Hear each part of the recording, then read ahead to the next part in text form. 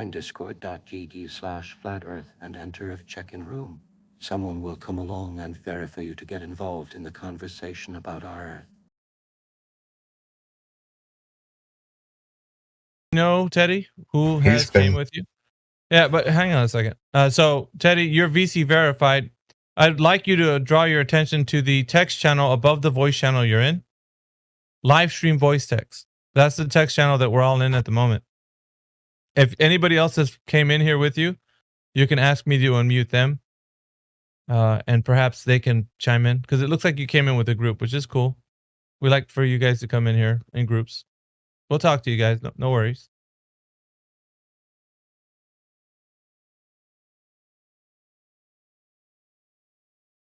I am what?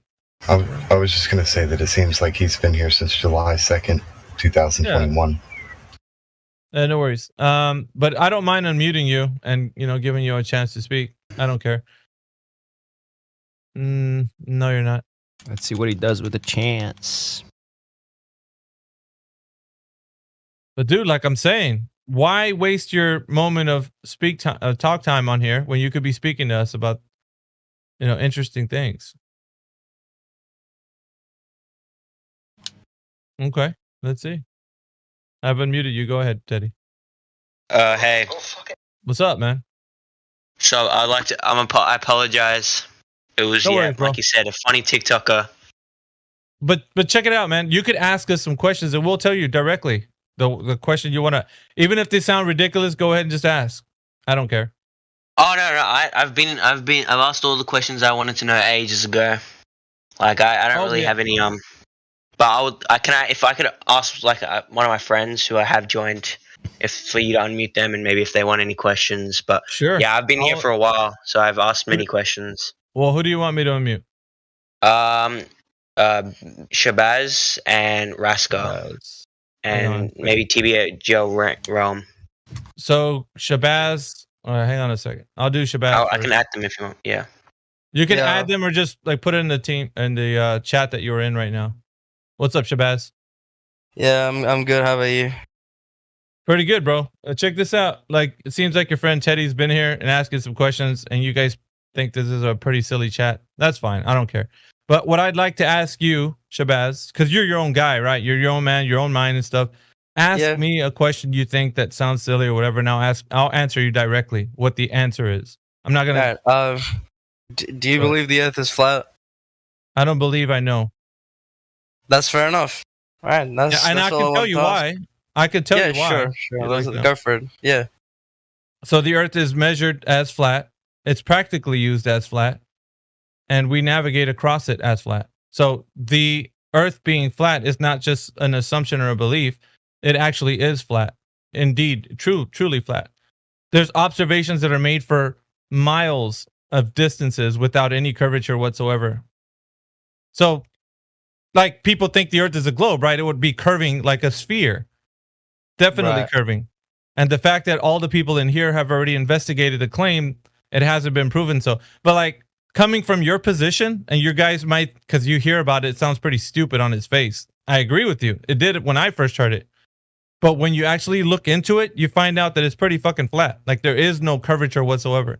So you're going to realize yourself, when you look into it, that it's not curving like they tell you.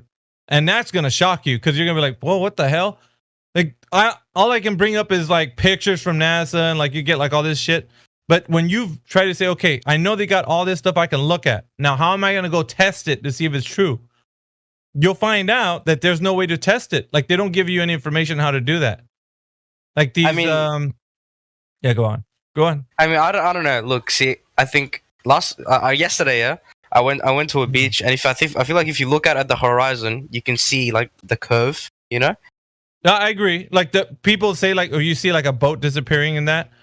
But do you know that has to do with perspective and not with curvature? Because if it was curvature, Shabzz, you'd be able to measure where the curvature actually exists. So let's say you saw a boat disappearing, or where you say you see the curvature. Exactly at that point, that would be the place where we can measure a distance from where you're standing to where that place is. So let's say, I don't know, like, I'll give you just a random number, like 5 miles away from you.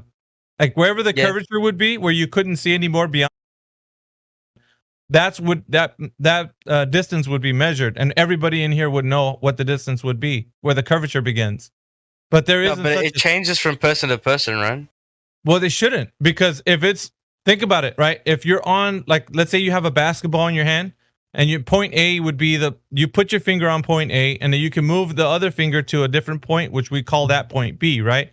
So Right. if point A and point B are a physical distance away from each other, so would the position on Earth. If you're standing on a ball, from where you're standing to where you think the curvature is, that's a known distance. It's not, that doesn't fluctuate. It doesn't change. Like, if it was to change, then how would they measure the shit? You know what I mean?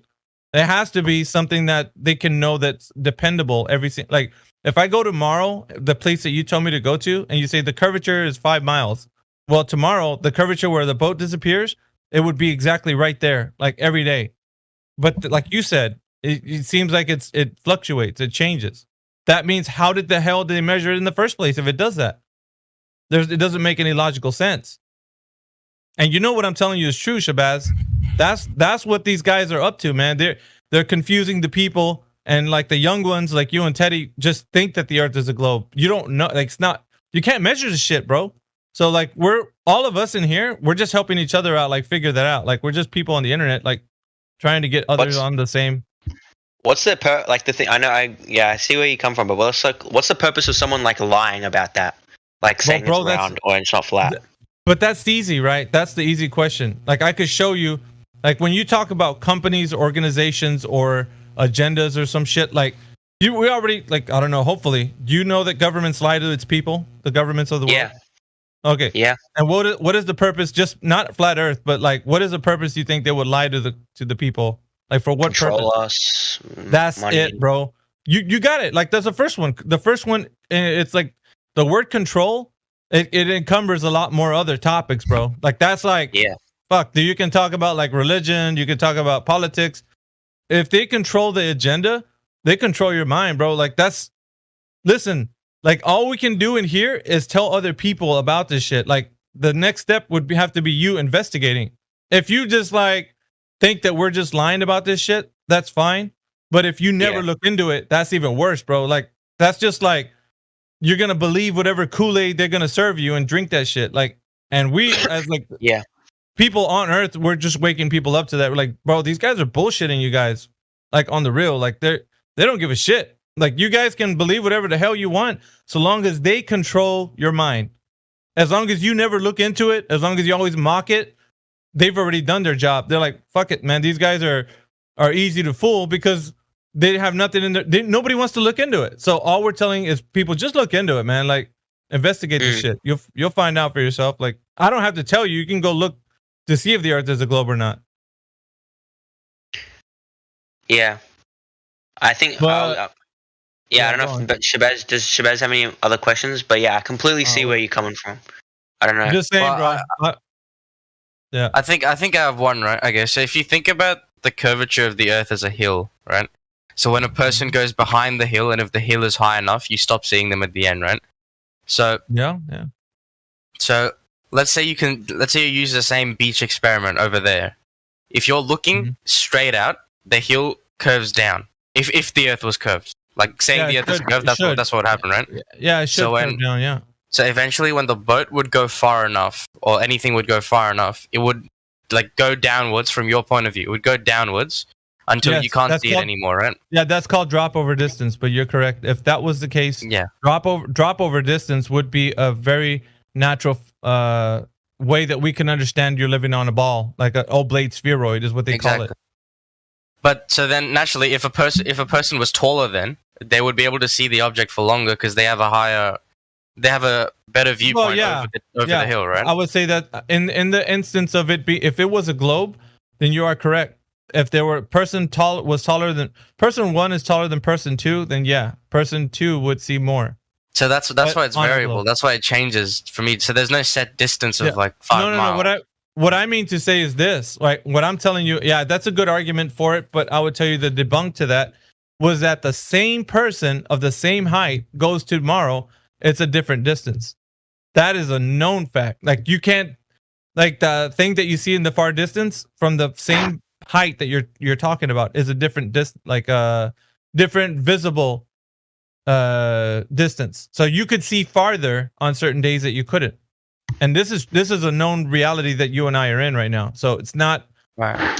I agree with you that a person taller could also see farther, but the consistency of the person seeing at a certain distance is not the same. It changes. It's a variable. It changes every day, which is why I'm telling you, no one's ever measured the shit, and it's not curving. So the other thing that it can be is visual perspective. So, okay, I'll give you an example. Like if you were to put your eyes all the way down to the floor and you were to see something like move away from you, do you know that the thing that you see move away from you disappears from the bottom up? Bet you didn't know that. No one tells us these things, man. That's why I'm giving you ways to look at this, and you can draw examples for yourself, right? Put your eye line, like if you have a flat table, put something on that flat table at the farthest end of the table, right? And get your eyes to the level of that table. So you're decreasing the angle of your view.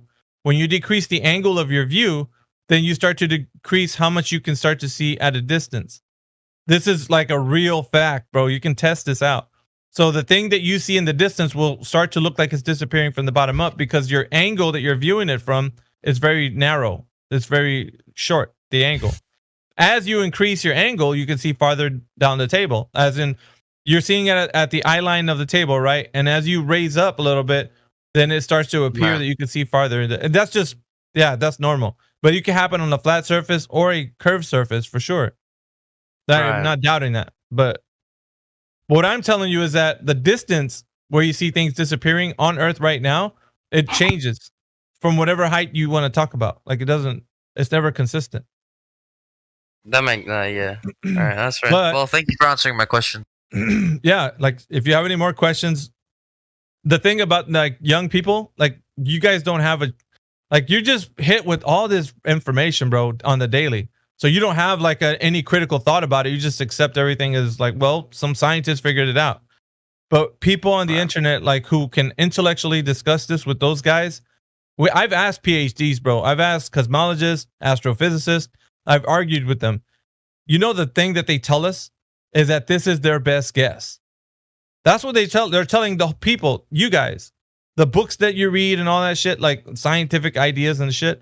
Like they're just telling you things that when I ask them questions, they don't have no response to me. They're like, well, that's our best guess. That's what we have. Scientific communicators. That's what they're called. You know, the ones who tell people about science and that.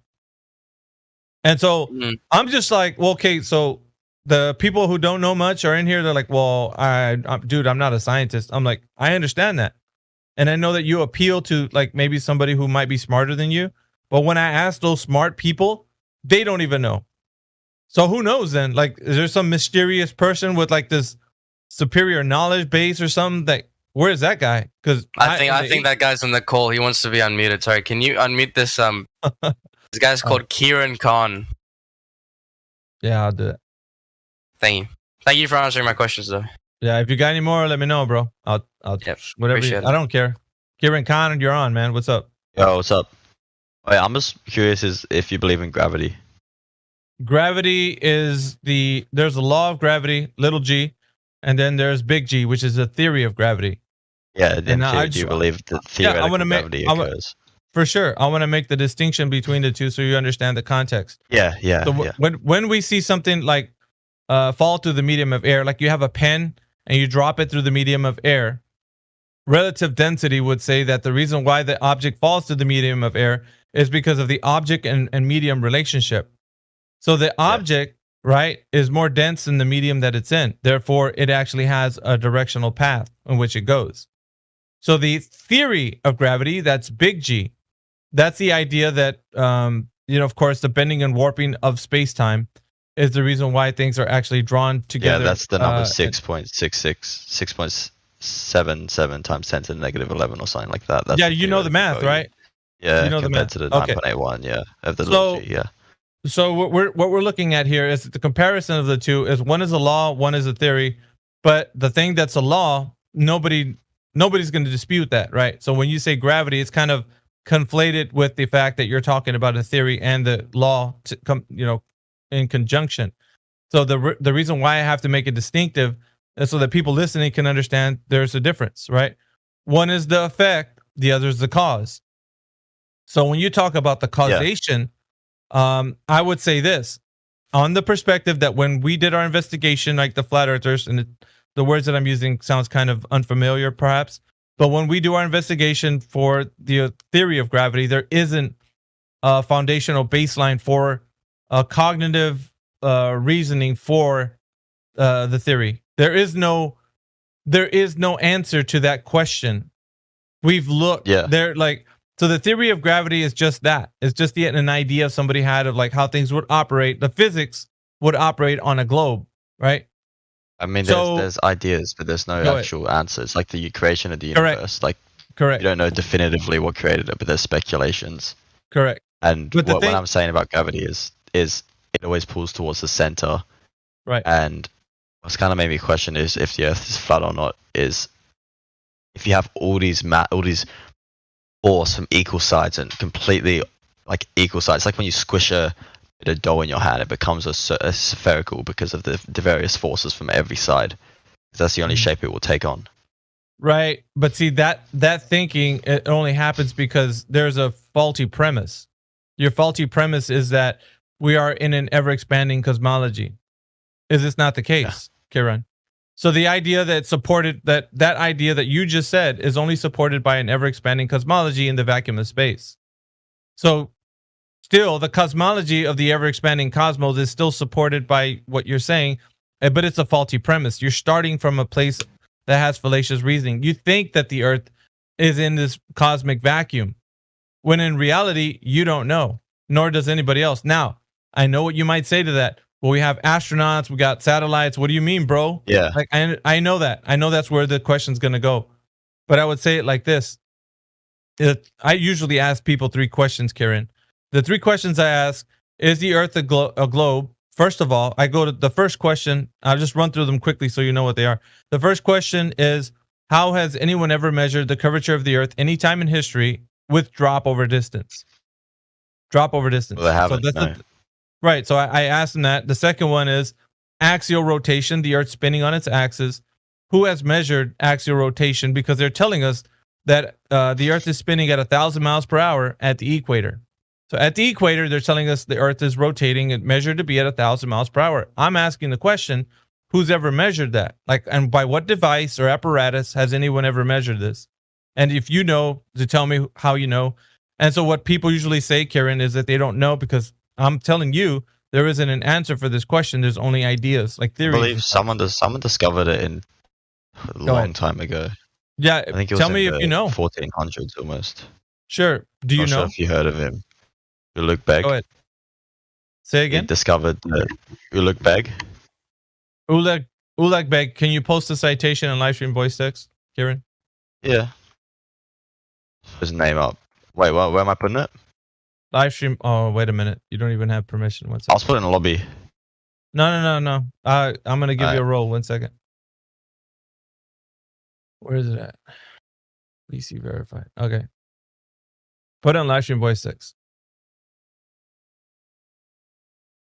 It's a text channel right above the voice channel you're in. It should have just appeared right now. If you look his name up, you can find your own Right, will you give me a second? Give me a second so I can look him up, will you? Everybody that comes in here, I want them to do their best. Because, okay, Ulugh Beg Mirza? I'm pronouncing his name wrong. Yeah. Mirza Muhammad. Dude, his name is really long. Better known as Ulugh Beg, was a Timurid Sultan as well as an astronomer and mathematician. Ulugh Beg was notable for his work in astronomy-related mathematics such as trigonometry and spherical geometry, as well as general interest in the arts and intellectual activities. So it makes sense he proved the Earth's curvature and tilt. Well, he didn't prove it. His background. Well, considering his background, he didn't prove it. What he done though is use math, right? So mathematics are a language. Hopefully you're fairly aware of this. You sound very intelligent. Yeah, of course. You know that, right? So is math reality, Kieran? Well, math it depends. There's theoretical. No, it doesn't depend. Physics. It actually is. It is reality or not. It's a black and white statement. It's either it is or is not. Is math Well, in reality? some instances, math is the language of the universe. That's how It's a language. That's how you work out. Yeah, Right. It's a language. of So the, it's- I like to say it's a language of the universe because it's how you determine. well, it's a description. It's not determined. It's a description. So if I tell you something is, I don't know, 10 inches long, you already know what that is, right? 10 inches is a measurement that we agree. It's an agreed upon understanding. So when we use measurements or whatever you're saying, centimeters or meters, this depends what you use, what unit you're using.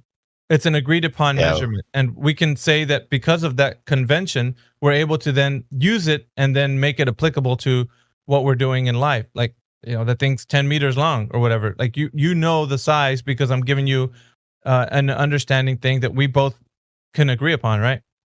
So how are we then going to say that math is reality if it's a language? It's not reality, it's a descriptor. So it's something you and I are using to talk to each other with. But it's not reality in and of itself. So I'll give you I think it's more an than example. a language, though. No, it's just a language, Kieran. So if you're saying no, it doesn't. It doesn't. What it does is describe. You utilize physics to prove. No, it describes, Kieran. Correct. Yeah, it describes. It doesn't prove. It describes. So if you're describing something, like let's say a mathematical formula, you're showing me with the description what you're talking about. Does that make sense? It's not. Yeah. It's not telling you in reality what it is. It's just telling you how you describe the thing that you're talking about in reality. Like the boat is 10 meters long or whatever. Like you're telling me things that are giving a description to the thing you're talking about. It's a description. So in that way, it can describe things. But is it reality itself? No, it's not. So this mathematician that you brought up, Ulak Beg, astronomy, astronomy, mathematics. So basically what he's doing is looking up at the night sky or the day sky, it doesn't matter.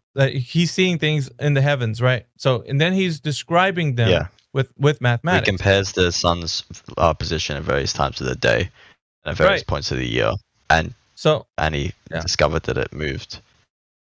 Hence, well, sure. But what we're saying... Obviously, we're moving around the sun. And did he propose that? Did Ulak Beg propose that? I think he was one of the first, essentially, to propose it, but I'm sure there were people before. I don't listen. I'm coming at this blindly, so I don't know what Ulak Beg said. Yeah, I mean, he doesn't. Obviously, he's quite an old figure, so there's not too much information on. So does he say that? The 1400s, Kieran? Because here's the fallacy that you might commit. If you're logically fallacious in saying that he actually said this, right? Then you're committing a logical fallacy. Because if he didn't say that and you're saying he did, you're putting words in his mouth. Like, you know what I mean? So if he did it, then I would like for you to cite where he said that. And then it would be true that he said that the earth is moving around the sun. I don't know if he did because I just barely saw him right now. So can I ask you another question just while I'm looking for that? Yeah, go ahead. This may be like a simple question for some, but theoretically, say you walked in a straight line across the whole earth, you'd eventually return to the point. We don't work in hypotheticals, Kieran. We work with absolutes and things that are able to be reasoned with. So how can a person actually walk around the entire earth if the entire earth is not all land? But sorry, can I just say something? Boat, like he could boat, I guess. I see where he comes from. Like you touch, I know what he's talking. I definitely know his question. So for me, I just want to pose it to you. Like, okay, we can talk about hypotheticals. Like, what if I got in a rocket and went straight up? Like, hypothetically, all these questions, I could agree with you, because there's no baseline to actually go off of. Nobody's ever done these things. Like, you might think some things have been already supported by someone doing it, but there's no way that. Hold on, Kieran, are you having trouble? It's chopped out. Yeah. All right. I'm just saying, like, hypotheticals are not useful in this context because what we're trying to do is provide evidence for the thing we're saying. So in here, like in this room, we like you guys to support the evidence of your claims. So if you say Ulak, just for example, Ulak Beg provided that the earth is moving around the sun. I want to know where he said that and put that in the live stream voice text so we can all check to see what you're saying is true. because we check these claims that people make. That's the only thing we do. That some Shabzz or TeDdy, did somebody say something about a question you guys have? Yeah, but no, you Yeah, go. you You go. go first. No, you go. No, because now you have to go. Okay, well, I was gonna say, like, if you see something in, like, the sun, what do you think? Do you think there's only just Earth? Like, I don't know. Like, what do you think? I want to get your Cosmology. opinion. You're talking about talk about the cosmology. I'll answer you Yeah. directly. The cosmology Yeah.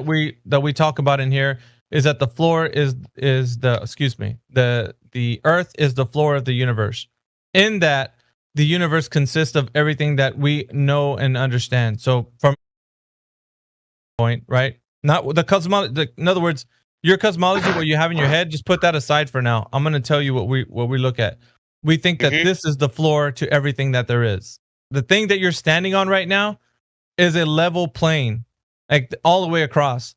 Every nation under the sun is a level plane. But we're saying that we're inside of something. We're inside of an ecosystem. It's dynamic, and so it's enclosed. So I'll give you the explanations to everything that I'm saying. I'm just going to give you the overall view, right, for now. So we're enclosed inside of an ecosystem that's dynamic. Okay, this ever-changing dynamic system has high pressure and low pressure always moving throughout. It fluctuates, the high pressure and low pressure systems, causing the weather systems that we have throughout the year. The seasonal change from the sun moving from the Tropic of Cancer to Capricorn. Its proximity to where you are will change the weather, making it very dynamic. And the highs and low pressures will be like fluctuating through where you live. So affirmatively, we can say that we know that we're inside of an enclosed system. Is there anything outside of the system, like space and all that? No one knows, because we've never left this place. And so it's you guys are gonna have a lot of questions after what I'm gonna say, though. But like, yeah, the ever expanding cosmology idea has been given to you via these old figureheads, right? Like the Ulugh Beg and the Galileo and Al-Biruni and all these other guys. And so you guys think that it's an ever expanding cosmology via somebody else's ideas. You don't have an idea of your own, because there's no other way to know what you're on if it hasn't been given to you by somebody else. So I'm telling you, just from our point of view, we can know that we're on Earth, and Earth is all that there is. So we're basically standing on the floor of everything that there is, and all we see are the luminaries in the sky. So that's we don't get out, like there's no way to take like a rocket and leave, like it's just this place. So attempts to like try to think about leaving or something like that are futile, because as you go farther up in elevation, you start to realize that propulsion is not a great way to move around up in the sky. Like as you go farther and further, like airplanes can't fly to a certain extent, like, and you start to see problems with like jet propulsion type of systems. So like the thing that we're in right now is a very enclosed system. It's not an open system like the Earth being a globe. It's enclosed. Like we're inside of something. So from the cosmological standpoint, we're the floor of everything that there is, and all the luminaries in the sky are all that we see. They're not reachable. You can't get to them, and so we don't know what they are. Any of the things in the sky, like the sun, moon, and stars, we don't know what they are. So I don't want to get to Mars. Yeah, I know. That's what they've told you, Shabzz. They told everybody. They told everybody they met in Mars. They told everybody they landed on the moon. They told everybody that there's low Earth orbit, like where satellites go. They've told people a lot of stories. There's stories that they've told you, and you can only believe them, Shabzz. You can't verify that they're true or not. So do you believe in like evolution? Like evolution is false on its face. Yeah. Do you believe Charles Darwin's theories are false on its face? Okay. You want to? Also, by the way, I cited the links you asked for a while ago as well. Oh, sorry, man. No, that's so good. But I'll go back to what you're putting in there also, Kieran. Thank you for looking that up. We'll talk about evolution in a minute, but and I'll tell you why it's. I got one word to disprove the whole entire idea of evolution, and it's called entropy. Okay, we can get into that in just a moment. I think I want to address the link that you put before it gets buried. All right, so is this Ulak Beg, I think? Reg, or what is his name? Oh, let's see here. Yeah, I don't care so long as it's Ulak Beg saying this. Okay, so precession was found amount to be 51.4 per year, corresponding to a 1 degree in little more than 70 years. An actual 50.2, it says here. He also measured the solar year in 1437, starting with the spring equinox at 365 days, 5 hours, 49 minutes, and 15 seconds, making it more accurate than figures Copernicus would later estimate. He also determined, this is highlighted by the way, he also determined the Earth's axial tilt as 23.52 degrees, which remains the most accurate measurement to date, more accurate than later measurements by Copernicus and Tycho Brahe, and precisely matching the currently accepted figure. So it's talking about the axial tilt, not rotation. Kieran, the tilt is what he was proposing. Yes, that's what I believe we're discussing, the tilt and the rotation. The rotation. So we're talking. The second question to the ones that I was asking would have to be that the Earth is moving, not the tilt. The tilt is the angle at which he's experiencing, the equinox and such, and that only happens in the middle latitudes on Earth. And I'm only using these buzzwords like latitude so you can understand that. Tycho Brahe, yeah. Tycho Brahe, he was like 200 years after. Yes. Like so. Well, in the timeline, yeah, in the timeline, he was the Earth prior to him. Yeah. Understood, but what I was asking about. Russ B, your microphone is bad. All right, so what we're talking about here is the tilt, and if he's talking about that, then it's not what we were discussing as far as the Earth. And so, okay, so I propose it this way. The question was, who has ever directly measured the Earth, the Earth's rotation per axial rotation? So the axial rotation, meaning the Earth is spinning on its axis. So yeah, axial tilt is a component, but it's not the thing that I'm asking for. I'm asking for the movement. Who's measured that? Okay, let me try and find that in the citation. Go ahead. Yeah, go ahead. And also, just while I'm looking for that, could I ask you a question? Like, just one more question. Yep. Okay. Can we also get Raskitalian into the conversation? I know he wanted to ask some questions too, and then carry on with the question. I'm sorry to interrupt. What'd you say? No. I was saying, Kieran, you can carry on with your. No, the other guy. Yeah, Raskitalian. I know he had some questions he wanted to talk about, but after Kieran, of course. Well, you guys can take turns. Raskitalian, are you there? Hello? What's up, man? What's up, man? Let me ask. I'm speaking to Kieran at the moment. We got to address a few points he made, but you can jump in, I guess, after Kieran.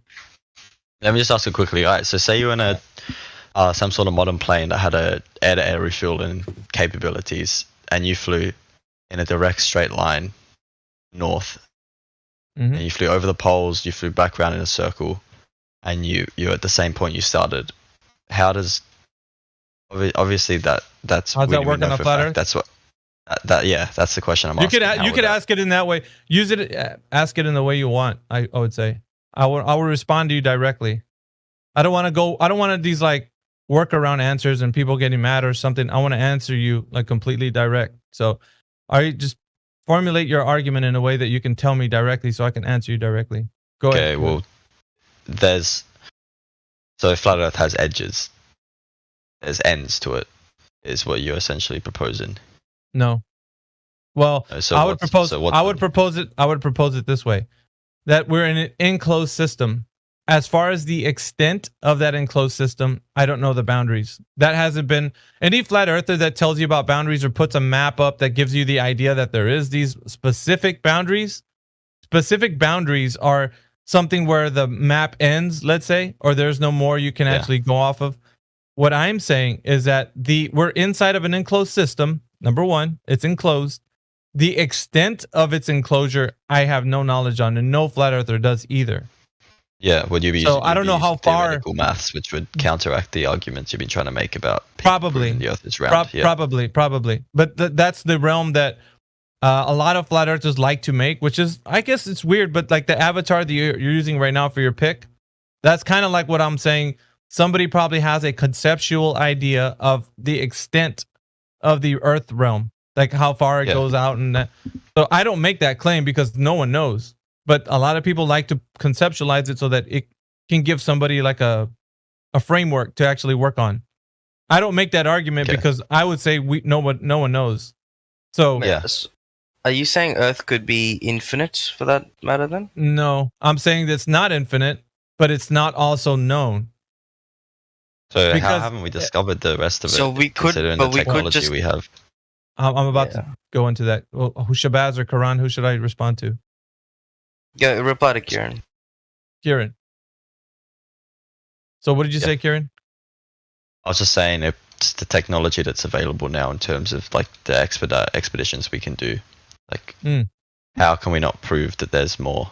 And Well, I that's think a we would have curious discovered question. it, especially with the weight of the world. Like, not necessarily the incentive for discovery, but the incentive for money, the incentive for there's some sort of extra resources, land that was so near us that we can access, that we could harvest, that we could mine, that we could increase our wealth.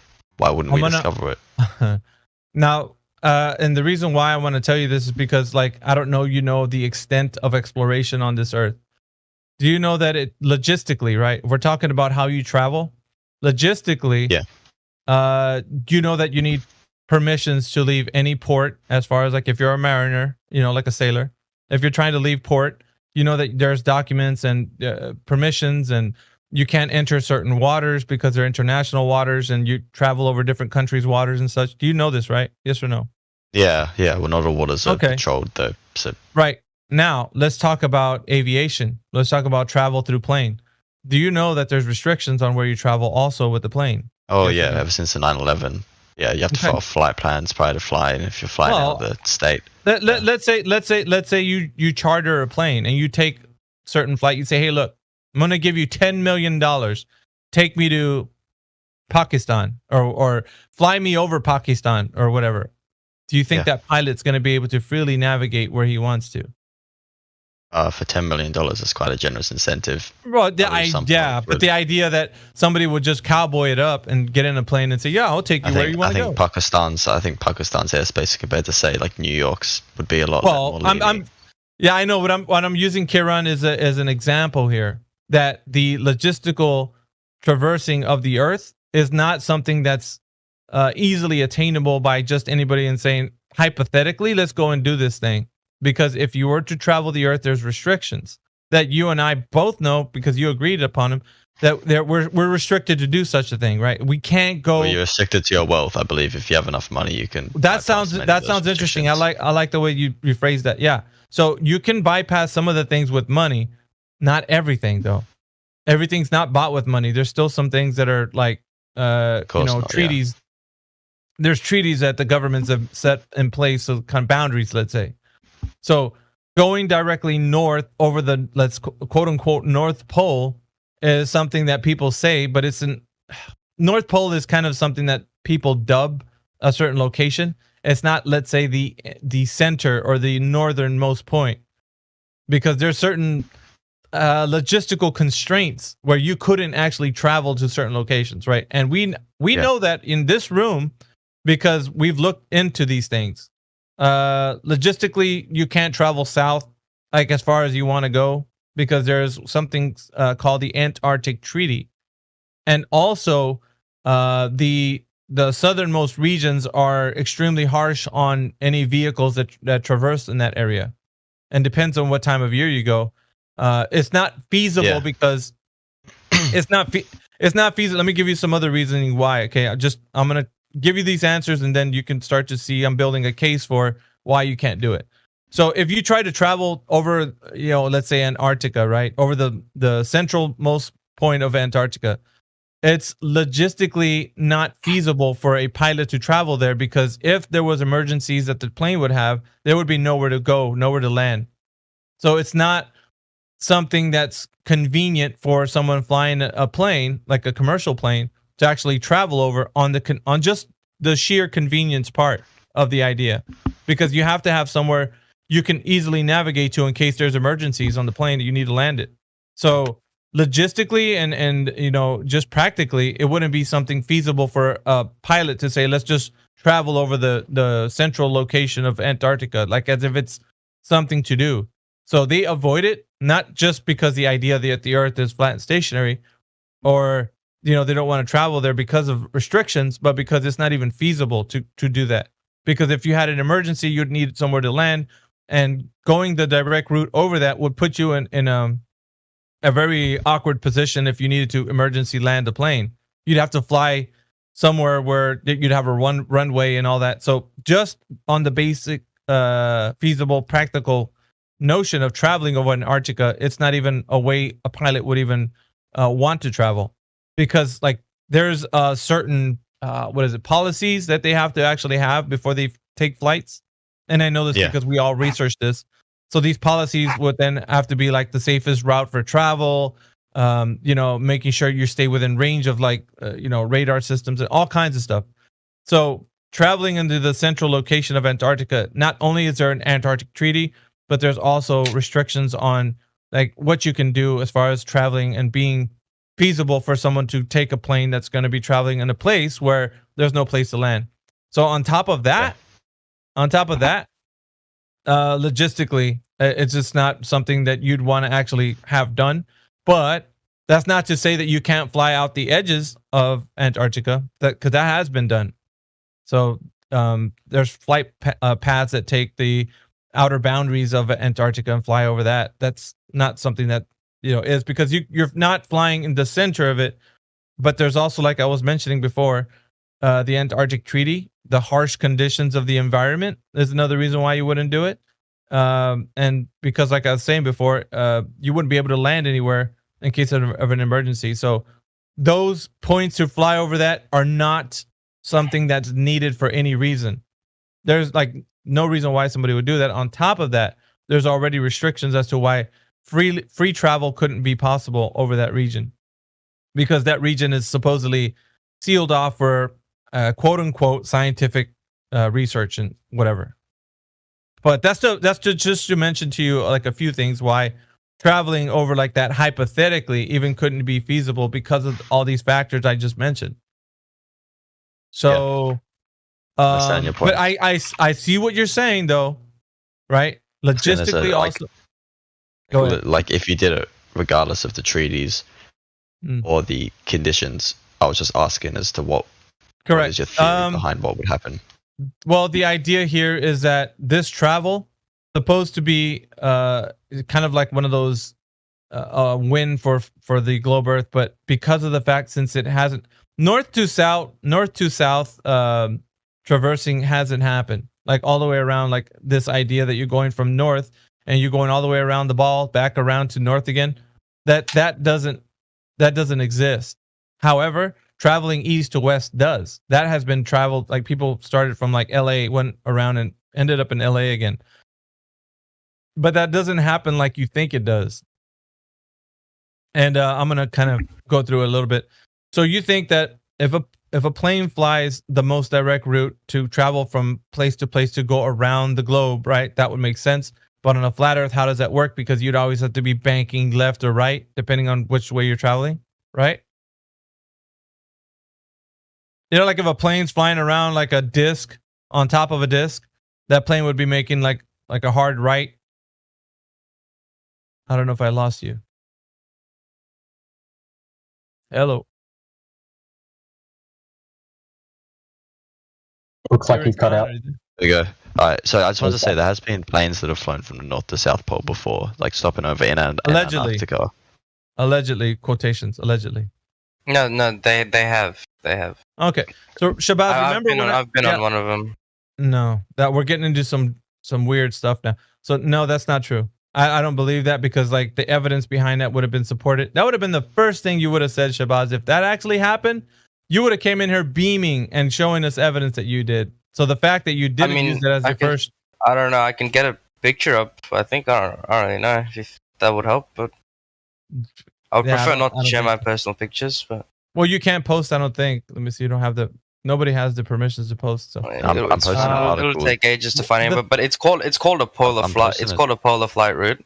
it's called the polar flight route that somebody allegedly said they took, but not that you've been on. So, and once again, I have. The honesty that I would ask you guys to have is to engage with the critical thinking. Once you start to veer off of that, then we're not actually communicating anymore. So I know you want to tend to go towards the fun side and start to poke games at this, but it's now or never, man. Because see, when you leave this chat, you're just gonna go back into the world where nobody cares about what you guys think. They're just gonna feed you information, and you're gonna be zealots for whatever agendas are out there. I'd rather you critically think about the ideas that we're telling you here versus you take this route, Shabzz. I really do. I'm being fully free. I have been on one of those flights. This is not me poking fun at you. I'm just telling you that I have been on a polar flight route flight. Okay. It does go over the Arctic Circle because the curvature of the Earth works so that the flight from Sydney, not Sydney, the flight from London to Tokyo is shorter if you go over the North Pole than if you go around the Atlantic and around all of. Okay, since you're telling me the truth, if you're telling me the truth, where was your point of origin and where was your destination? The point of origin was in London Heathrow, and we ended up at Tokyo. In Tokyo. Okay, so Right. from that flight path that you took, was there any stops anywhere, or is it a one way? Direct flight. Okay, direct flight. So, would you say that it's fair to say that you flew a direct path without any deviation? Well, I can't say it in that way. I have to phrase it in a way that because you weren't the pilot, right? No, it definitely wasn't the pilot. Okay. Right. So the pilot took you down this path. So you don't know what they did to actually reach that position. They could have actually went around, like, let's say, an airspace that was probably like a place they couldn't go. Whatever the course they took, it wasn't like a direct path there, like as a straight line. It could have deviated a little bit due to the fact that when you navigate across the earth over water or land, water or the air, then you have to actually account for deviations due to the fact that logistically there could be airspaces that you're flying over or waters that you can't travel through. But Would you agree? Well, no, because in the polar regions have no airspace restrictions. Right, but what I'm also saying is that as the pilot navigates through the air, there's deviations that he has to account for because of the fact that there's crosswinds, there's weather that he's got to move away from, and like there's a bit of maneuvering that he has to do to kind of keep the passengers safe. So it's not just the idea that he's getting you from point A to point B, but the fact that logistically when he travels, he has to navigate through the whatever he's got to use. Like it's not just like holding the steering wheel straight and then you're just going to wind up from point A to point B on a straight path. That's right, illogical. Sure. That never happens. So sure. Can we get Raskitalian to speak? Yeah, he does. He is speaking. I'm just answering you, Shabzz, in the fact that you're only going from point A to point B. How then can you know that you're flying over a globe, Shabzz? Just by going from point A to point B, from airport to airport. Well, I could. Well, it's just simple. Right? If you went the long way, if you consider going around the globe to get from London to Tokyo, it would just take you so much longer than it would if compared to going over the Arctic. Yeah, but what I'm saying though is you're flying a path from port to port. But what I'm saying also is, how do you know you're flying over a globe? How come it can't be just a flat and stationary Earth? But that works two ways. How do you know I'm not flying over a globe? Well, this is the thing though. That's what we're asking, is that it can be inconclusive when you're in a plane, correct? Right. Okay. That's the end of that. I didn't have to go in with flight paths. That's where I want to end up, where you actually just leave yourself in question. If there's a definitive answer, then you would be able to give it to me. But the fact that it can be inconclusive lends credence to the fact that you don't know. Right. Okay. That's fair enough, I suppose. All right. Who else has a question? All right. You use the word cosmology or like cosmological theory a lot. Could you please elaborate on that a bit more? Basically the perspective that you have on let's say, everything in the heavens versus like, I guess, an idea of where we are in a standpoint where you can conceptualize and everything. So it's a metaphysical standpoint of metaphysical. reality. Yeah, you could say metaphysical. Well, sort of. And Because the reason why, metaphysical is certainly not in absolutes. right? No, but what I'm saying is from the perspective on what's outside of the place that we're in, because I can't say metaphysical in its term the way you're saying, because then that would mean that everything, including the place we're in right now. You know what I mean? So, because I know that this place is physical, so I can't be metaphysical. But however, metaphysical as in subjective. Metaphysics as in everything. Yeah, everything outside of. How about this? Everything outside of where we're at. Is that fair? Okay. All right. And just from that, why looking at the heavens, you see a lot of spherical bodies, and it just seems how would you extrapolate? Yeah, stop. So spherical bodies. That's a claim. Now, I would say, how can you substantiate a spherical body? Go in and because here, okay, real quick. I just want to preface everything when we're talking. If you make a statement or a claim, I'll just ask, how can you verify that? And then you can directly support it with evidence. You don't. Hold on a second. You don't have any roles, Rask. Let me give you some roles here. Don't worry, I'm not going to provide any evidence. I'm more here to question this line of okay. I'm more interested in you. All right, I'm more interested in you people. So is that I'm assuming you guys are not critical thinkers? You take offense to that? No, I don't care. I mean, listen, when I first came into this, it was like kind of goofy and whatnot, but like now that I'm actually been doing this for 8 years, it's the most logical. Anyway, go on with your question. Okay. So just to build so what brought you in here? Me?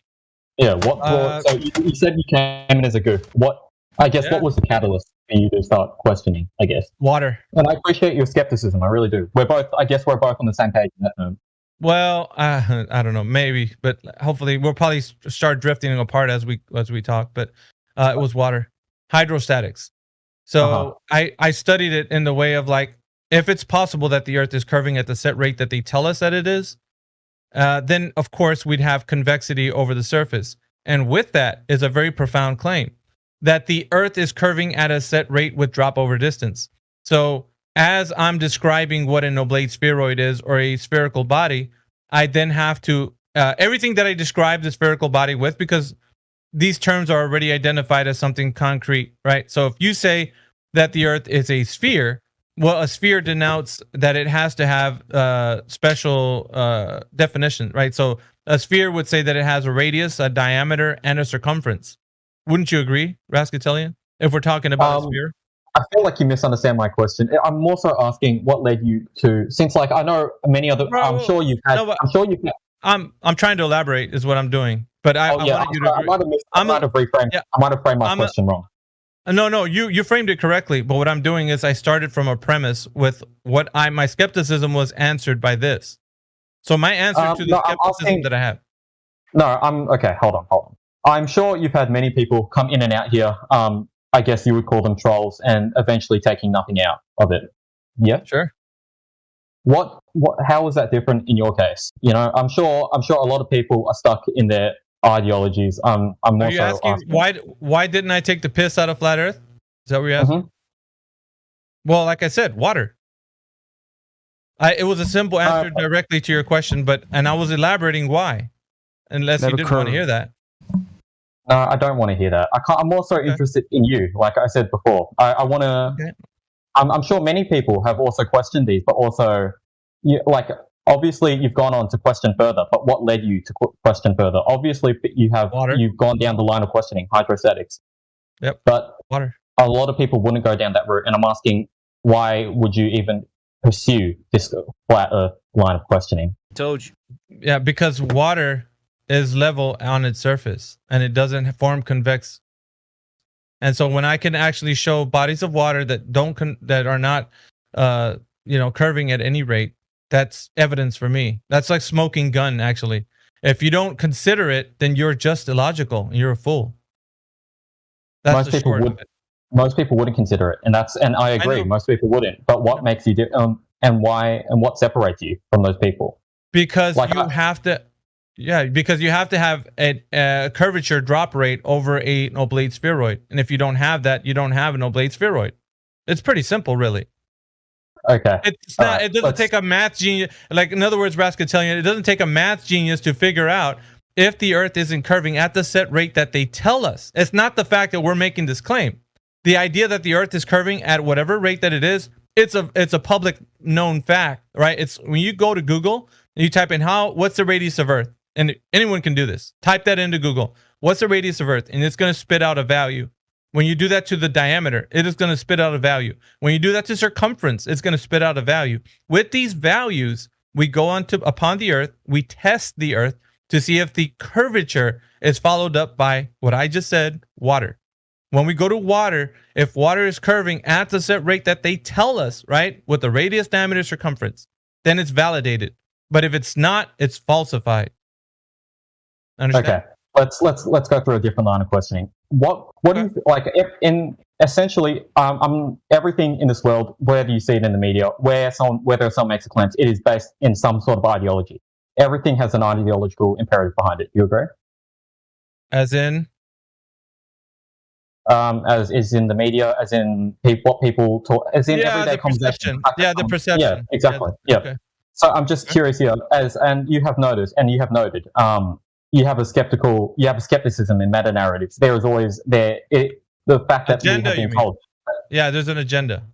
Sure. Okay. Yeah. Sure. Agenda. But I would like to. You provided me some nebulous, amorphous agenda. I would like you to kind of elaborate on that specific agenda. Oh, why would they lie? Not why would they lie. I understand why they lie. Governments, corporations lie all the time. I'm just wondering, what would this specific lie serve? It serves to control the population of the Earth. Yeah, but the thing is, why specifically flat Earth? Because I'm sure it's a multi-tentacled monster. Because I can answer you in a simplistic way. It won't solidify it in the fact that you are probably thinking of something else. So I could tell you the many facets of the control mechanism that it's useful for, right? It can get you to think that cosmology would be like a giant killer asteroid is coming to strike Earth and it's going to destroy the planet in, I don't know, whatever, how many years. I could tell you that the Earth that you live on is a rock that's running out of resources, and please help save the planet. I could tell you that climate change is real because we're a planet that we're polluting it and we're killing it and so on. I could tell you that we need to fight for resource. Whatever agenda that I pose to you, I have to support it with a fictitious kind of support claim.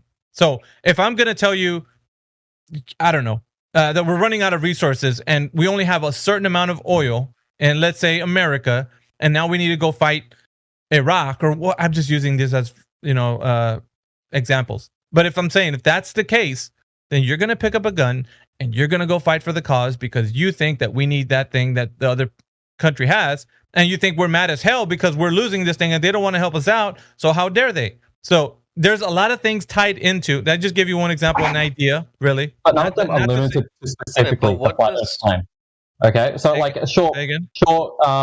of those are limited specifically to the flat Earth claim. Like, surely we could go raid other countries for their resources, but historically that has always been predicated on some other. Because you think you live on a planet, though. There's a planet we're running out of resources, and there's scarcity. Scarcity is a great way to show you we're running out of food, we're running out of oil, we're running out of air, we're running out of a lot of stuff. So we need to take action. So effect of taking action.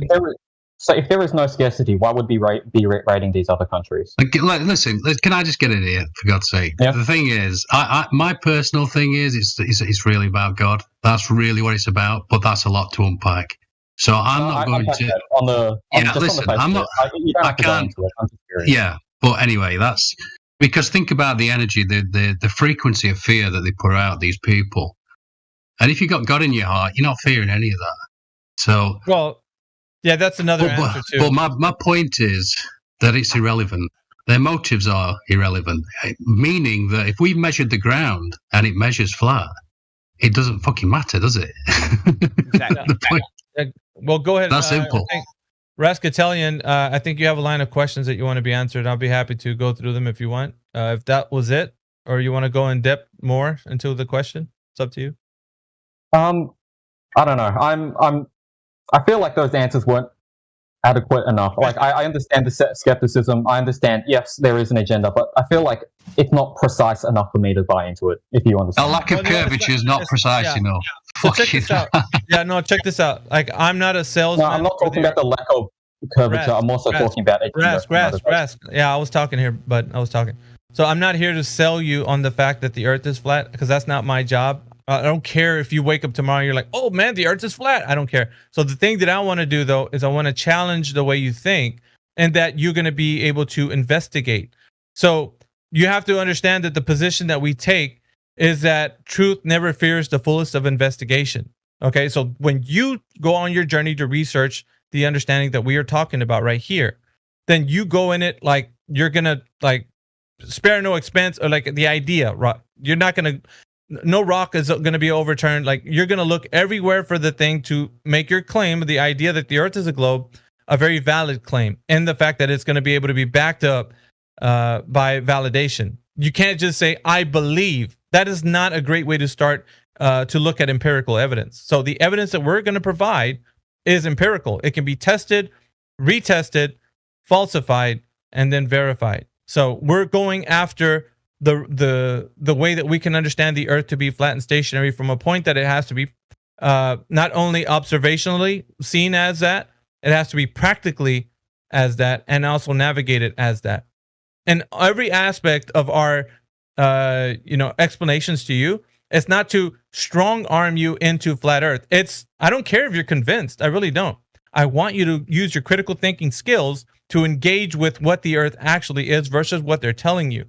Because they're feeding you this agenda and you're eating it hook, line, and sinker. And that's where I'm like, there's no buffer for that. There's no company that's stopping this information. Well, hold on. You can't tell this to these people. They're full blatantly telling people that this is the truth. And what we're saying is no one's challenging them except for us.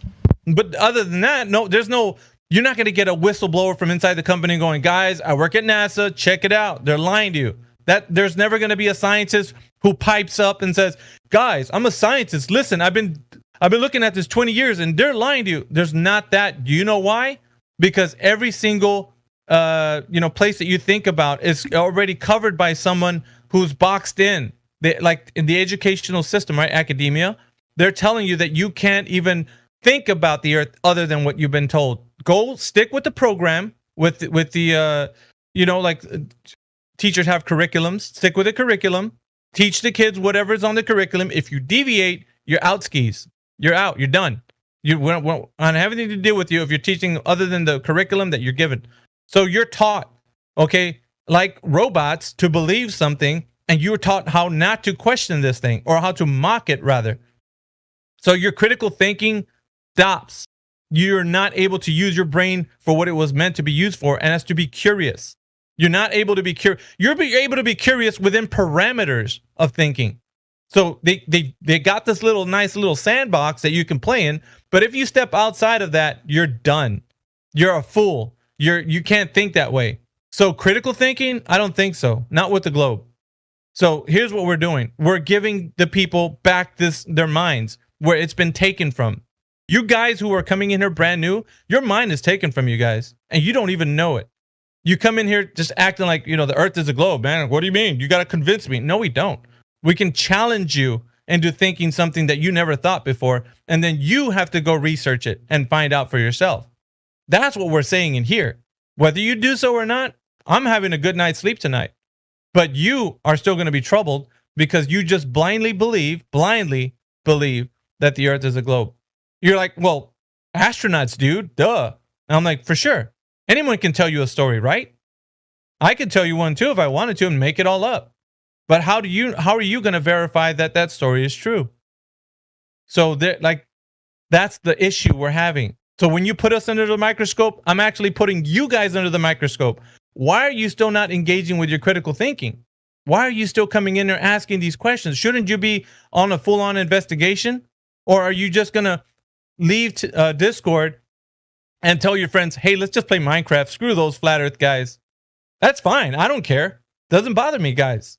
But you guys are the ones who suffer because you stop thinking. And that's not on me. That's on you, buddy. I feel like this is very unproductive. I feel like we've gotten, like you said at the start, we've gotten very, very polarized perspectives. I feel like you haven't really addressed my primary concerns. Like I never once said I'm a believer in the globe. I was more so interested in you. I'm not necessarily concerned about the cause. I'm more so interested in you. And I feel like you haven't really answered or precisely answered my claims. I don't know. Well, not even claims. For. Not even claims. Not even. Yeah. What's this got to do with Miggy? What's this got to do with this dude? It's got nothing to do with me. What are you talking about? I don't know what he's asking though. You're very vague in what you ask and very broad. Now, specifically, what do you want to know? Ask me directly, and I'll give you the direct answer. How about that? That's what I said to the other gentleman whom I was speaking to. I said, ask me directly. I will answer you directly. What is it you want to know directly? Then I will specifically answer you directly. How about that? What ideological imperatives does this serve? Well, like there's skepticism. That's not there's skepticism in a lot of theories. There's a skepticism, like in the media, there's skepticism from both sides of the political spectrum. Critical thinking. Critical thinking. That's what it impairs. It stunts the critical thinking. If you think everything's been explored, everything's been discovered, everything is already known, you stop to think. You don't have to. You're on cruise control.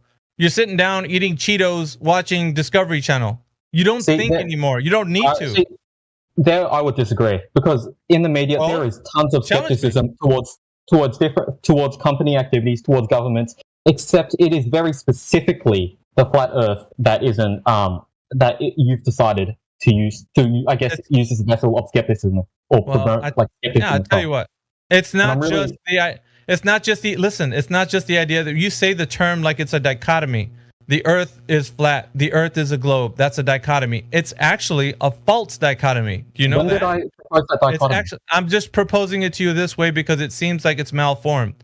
So the actual proposition is like the Earth is a globe and you guys are flat earthers, duh. So it becomes a false dichotomy, which you start to realize, okay, so we got flat earthers over here, but we are the people who think the Earth is a globe. Come on, we're rational, we're reasonable. No, you're not.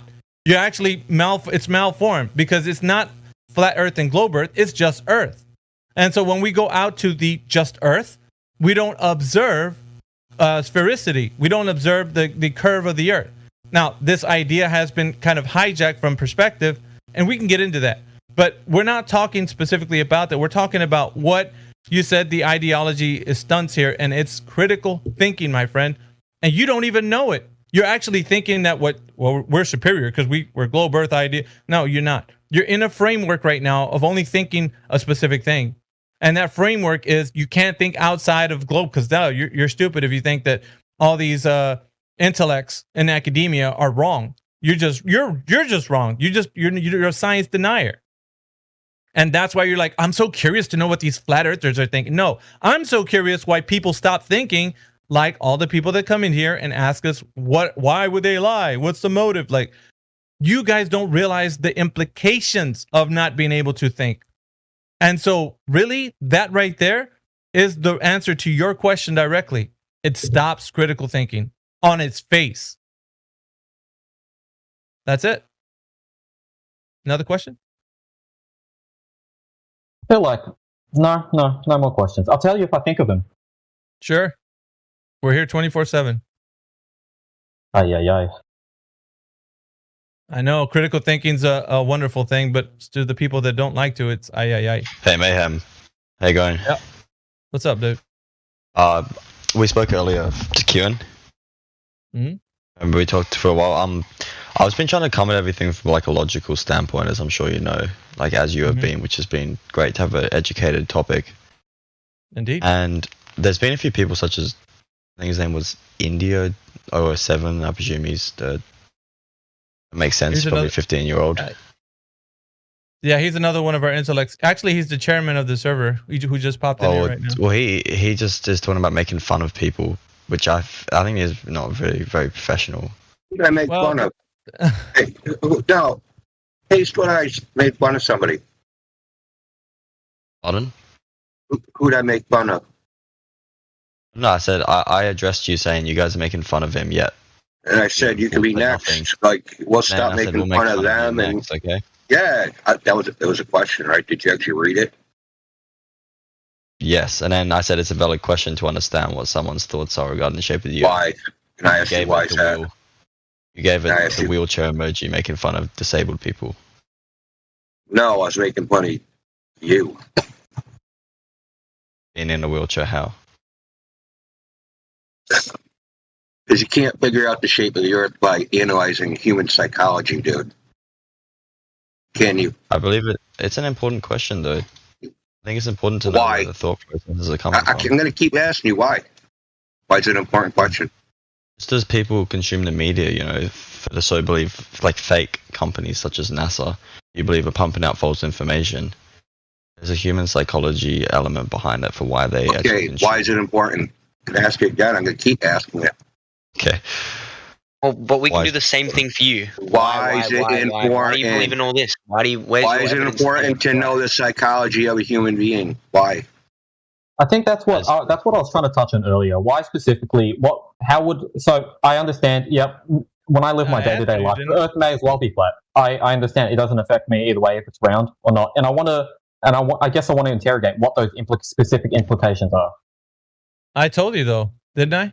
That we went over this. You gave one example, but that example doesn't necessarily have to be predicated on flat Earth, and you never really elaborated on that fact. Here's a question, Rask. Here's a question.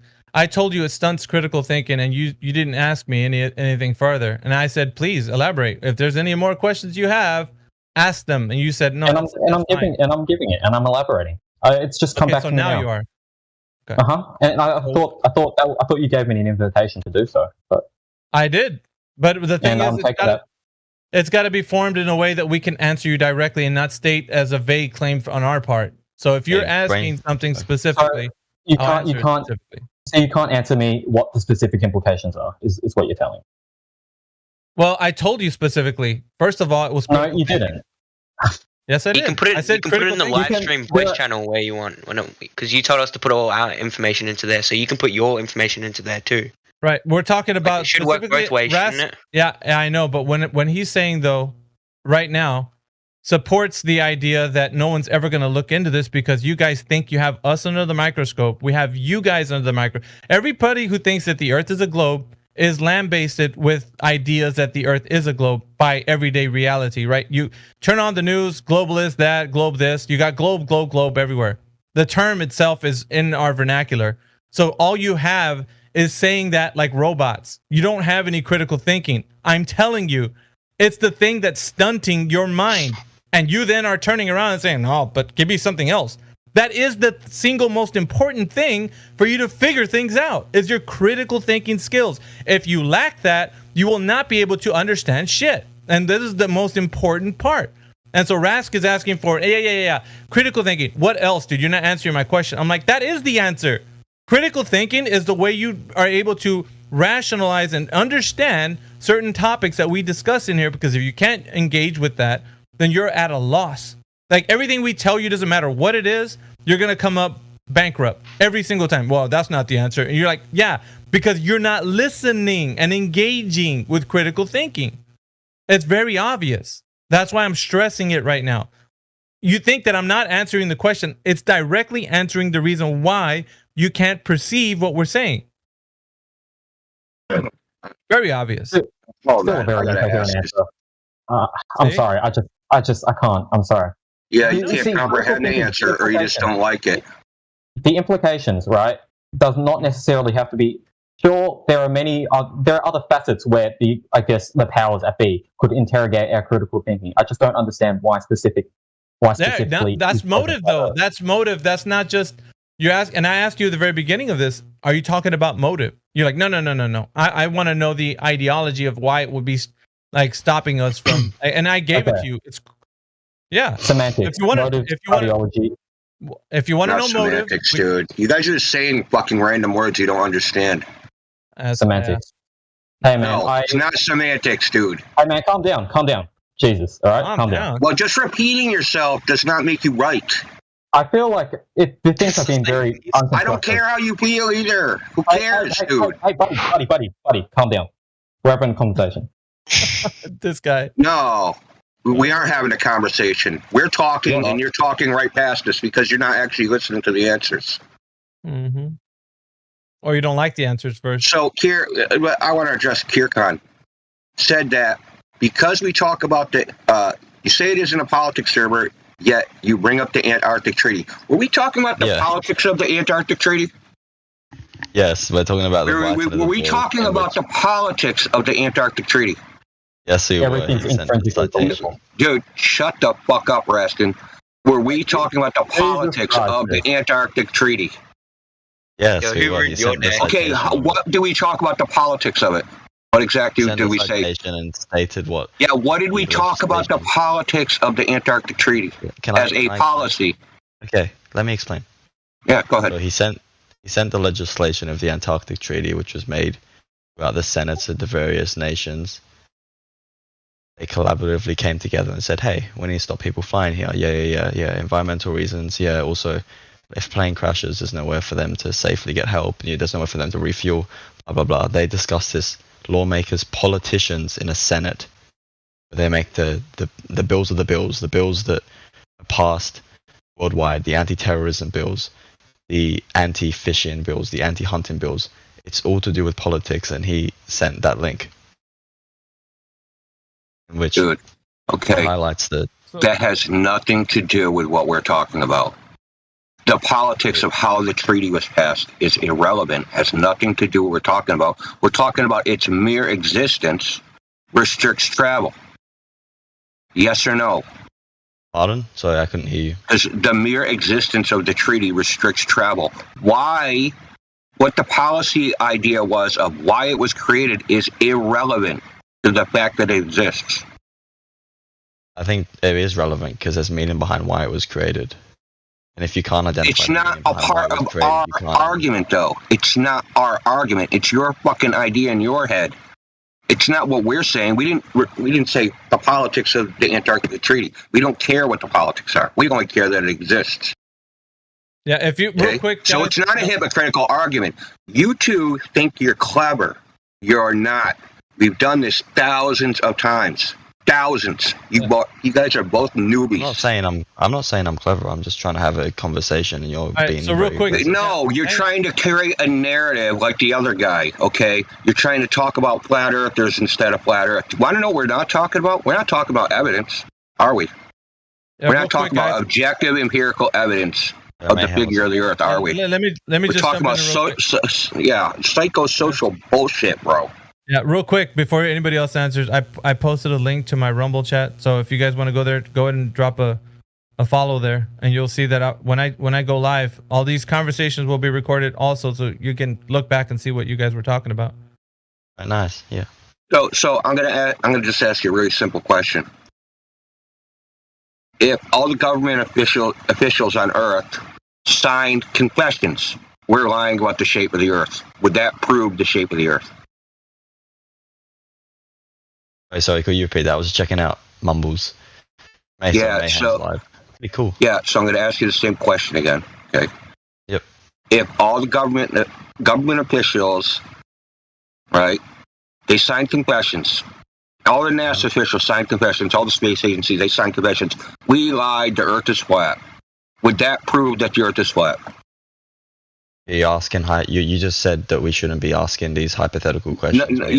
Okay, just answer. It's an exercise, right, on the evidentiary value of knowing why would they lie, who's lying, any of that shit. Okay, on answering the question. I'm illustrating that it's fucking irrelevant. Because even signed confessions wouldn't prove the proposition. Would they? I understand where you're coming from. So what's the answer to the answer to the question doesn't mean anything. Yeah, of course it doesn't. Okay, so why are we talking about it? We're talking about it because you asked about the policies regarding Antarctica. No, it's not sinking in, isn't it? When I scroll up in the chat and I think about what that other dude said, You guys want to talk about us. You want to talk about everything. You want to talk about human sociology. And I know why, because it's subjective bullshit. Yeah. Yeah. I mean, it's subjective. I don't think it's bullshit though, but I think it's subjective based on everyone's opinions. Yeah, we're not basing this on everyone's opinions, Kieran. We're basing this on evidence. Is the shape of the Earth an opinion?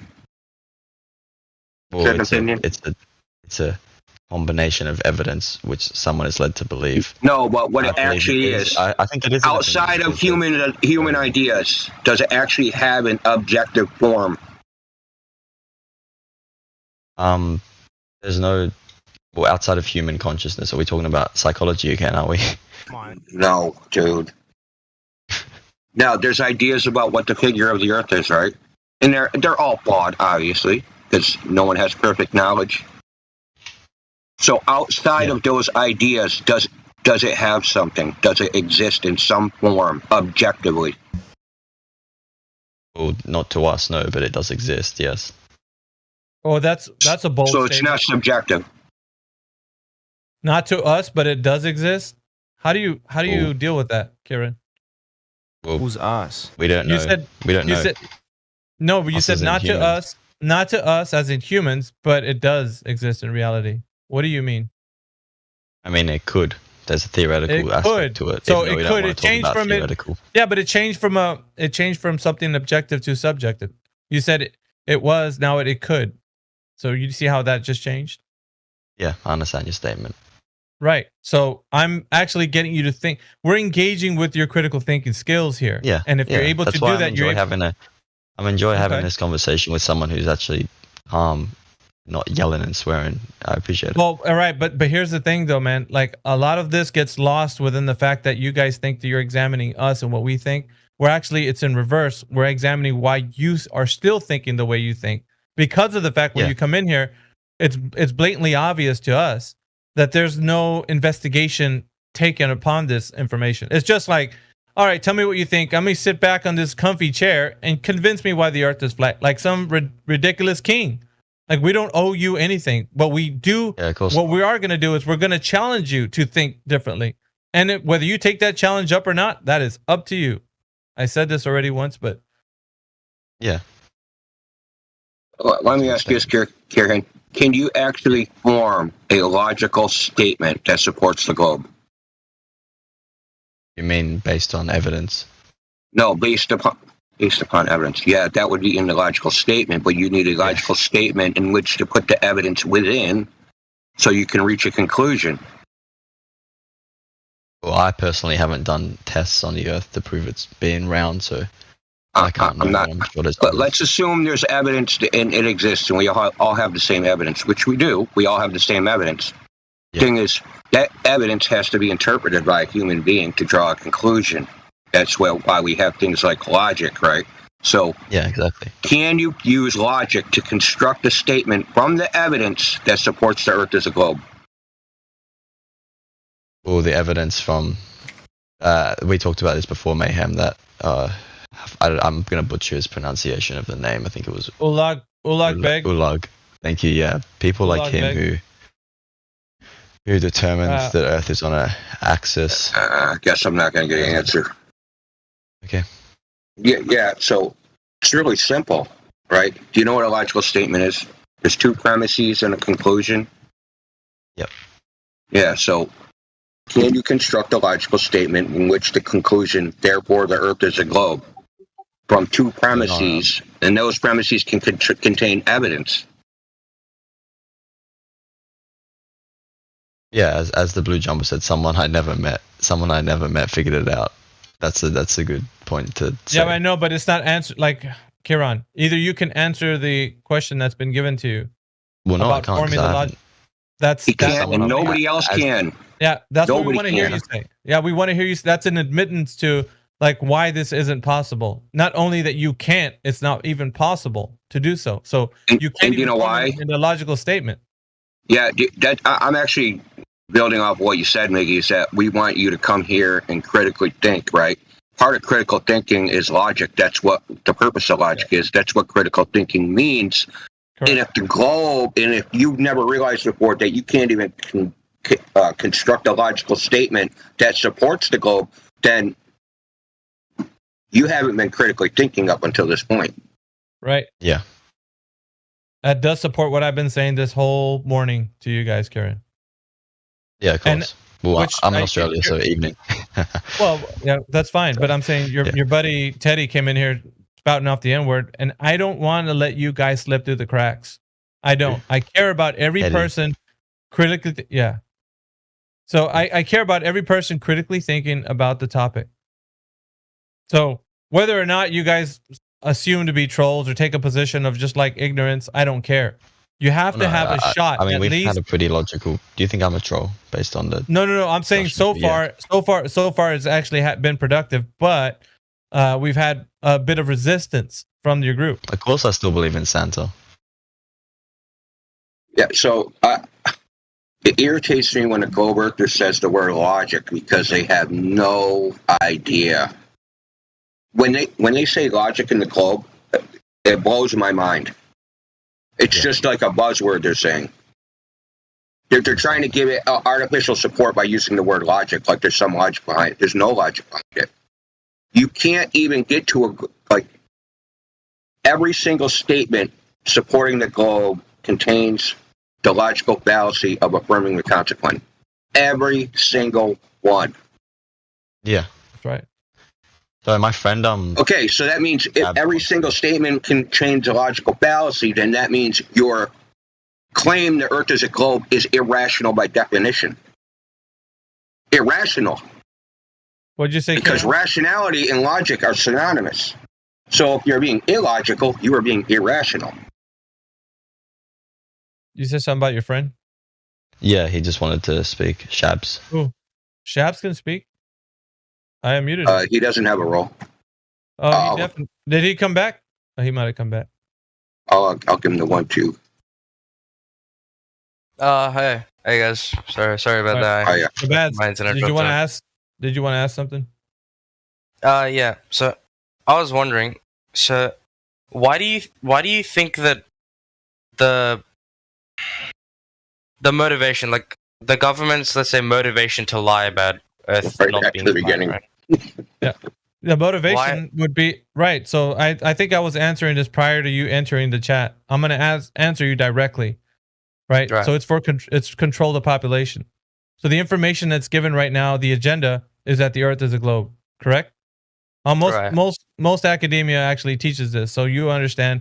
There seems to be some controlling interest into kind of giving everybody this mindset. So with that comes a laundry list of things that are attached to it. It's actually a loaded kind of question, the motive question, but it's also supported by you understanding that the governments do lie to its people, right? We've talked about this topically a little bit. Yeah, I'm not denying the governments don't lie. That's right. They definitely lie. There's no argument. So with controlling interest in having an agenda such as the Earth is a globe, you start to realize that it makes sense that they would kind of tell people this information. Because if everything's been explored, if everything's already discovered, if we know all the mysteries of the universe, then why would you need to do anything else but lay back and just hear them tell you what the Earth is via their information? So they could tell you, we send rockets up, we are doing this, we found a planet, there's an asteroid coming, there's no resources, God doesn't exist. Any agenda that they speak of, it sounds like they're speaking truth because they're the arbiters of knowledge and the gatekeepers of it as well. So in order for you to get higher learning, you got to go through them. You can't engage anymore with your critical thinking because you don't have the mind for understanding certain things in reality. You got to go to them. And so they become the gatekeepers for that knowledge, in which you have to go to school. And if you're not educated, then you're just a brainless idiot. So without that, it's not a method of control. So having that, these intellects that are here now on the Earth wax themselves to be intelligent because they feel like they are educated in some idea that the Earth is a globe and the cosmos and astronomy and all kinds of things, right? Mathematical constructs. So you look to those guys for the answers, don't you? When in reality, you can learn exactly what they have and be in the same position without the the idea that you think you're living in a ever expanding cosmology, whirling and twirling around the sun. Like all these things can be derived without even having to know what they know. So this knowledge that they're telling you that the Earth is doing something, or the Earth is actually not perceived as a globe on its ground level, but when you get higher, you can see it as a globe. All of that is information given to you by them. And when you want to know more, where do you go? To them. So guess what? It is control, Shabzz. And they have full control of that knowledge. And they're using it to their advantage, and you're letting them. That's even scarier, is you're letting them. They even use it to control where you think knowledge is and who has the knowledge. That's scary. Right. It's a double whammy, right? So these are where all the smart people are. Says who? The smart people, right? Yep. It's like the government saying trust us. Why should we trust us? We're the government, source the government. Like, it's bullshit. So, but regardless, who do you think would be lying? Who would have to be lying? Like, out of all the people on Earth, like, who would be lying? How many? 1 million, 10 million, 30 million, a billion? Like, 20 people? Like, how many people have to be lying? Like, how big do you think that this lie would have to be? You mean like the round Earth lie, or? Yeah. The people that know the Earth is flat and promote the globe. Because a lie is intentional deception, so you have to know the truth, right? You can't, people that run around like you, if you tell somebody the Earth's the globe, you're not lying, you believe it. You're not lying, yeah. Right. There's a very big distinction, and he outlined it for you. Right. I mean, I get that, but I feel like, again, we've kind of just deviated from the point. Right? If we're talking about methods of control, why is flat Earth specifically just so much more important than anything else? Because it's the foundation. Does it get you to deny reality, man? It's a foundation for your baseline knowledge of where you think you are in this world. And what you should do. It's existential. If they can tell you that the ground that you stand on is actually doing something other than what you see it doing, and it's actually moving other than what you can perceive it to be doing, then they could sell you anything. Imagine being that good of a salesman where they can pitch something to you like, hey man, you're moving. You're like, I don't feel like I'm moving. They're like, you are. Don't worry about it. Trust us. Oh, and by the way, there's curvature to this Earth. You're like, I don't see it. Where? Just don't worry about it. It's there. And you're like, can we measure it? They're like, no, we've calculated it. Don't worry. And so you've given your mind over to that and like, okay, I guess I'm not smart enough to figure this out. Let them tell me what the Earth is then.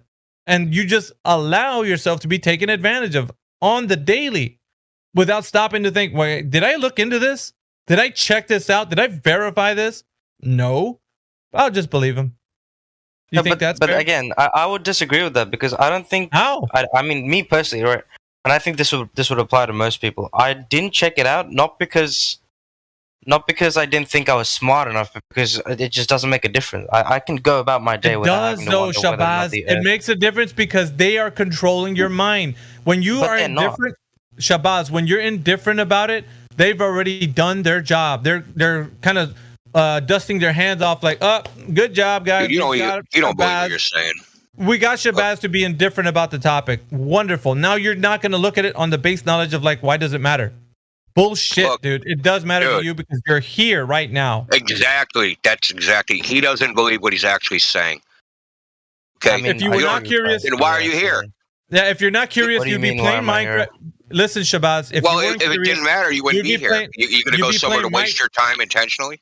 You'd be playing Minecraft right now, not worrying about what flat earthers think. But the fact that you're here, it shows us that the curiosity of the questioner, even the fact that there's flat earth people, that makes you curious. And that curiosity is not nurtured.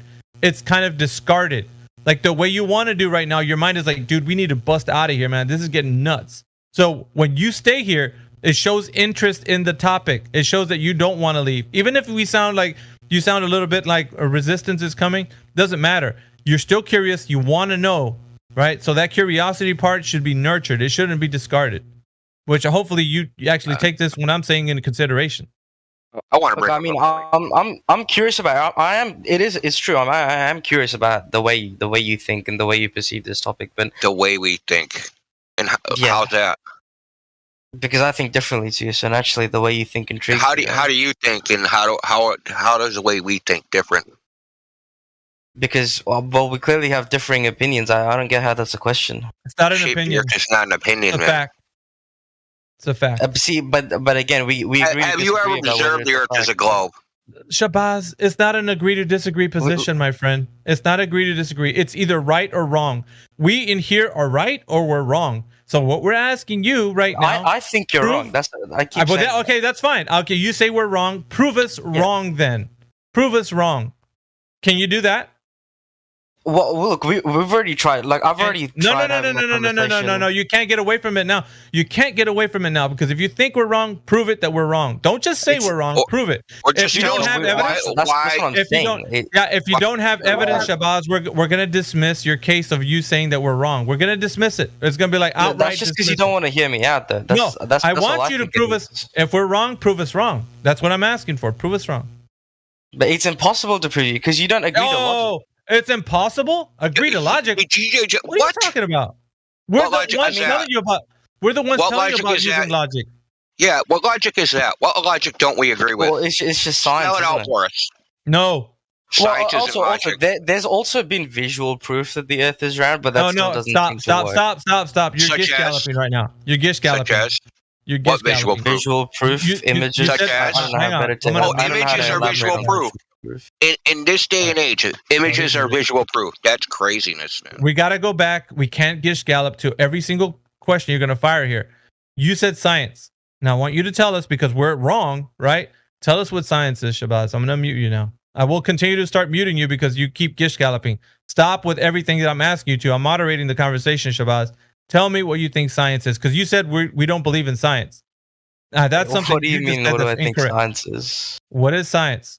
Define it. It's science is just science. It's the study of in this context, let's say science is the study of what the Earth looks in this specific scenario.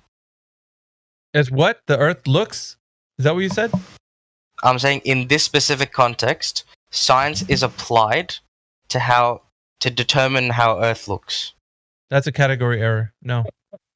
It's the crazy shit I heard, bro. You define science. You don't use science for a what is question.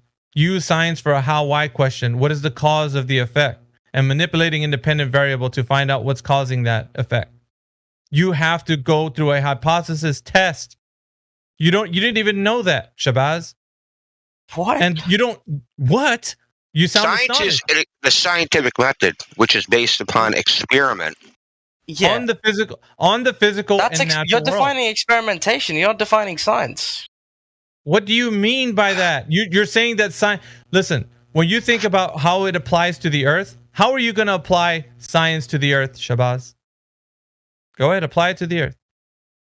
Like you wanted to experiment, right? Like what? That's exactly what I'm telling you. Then are we right back to where I was telling you?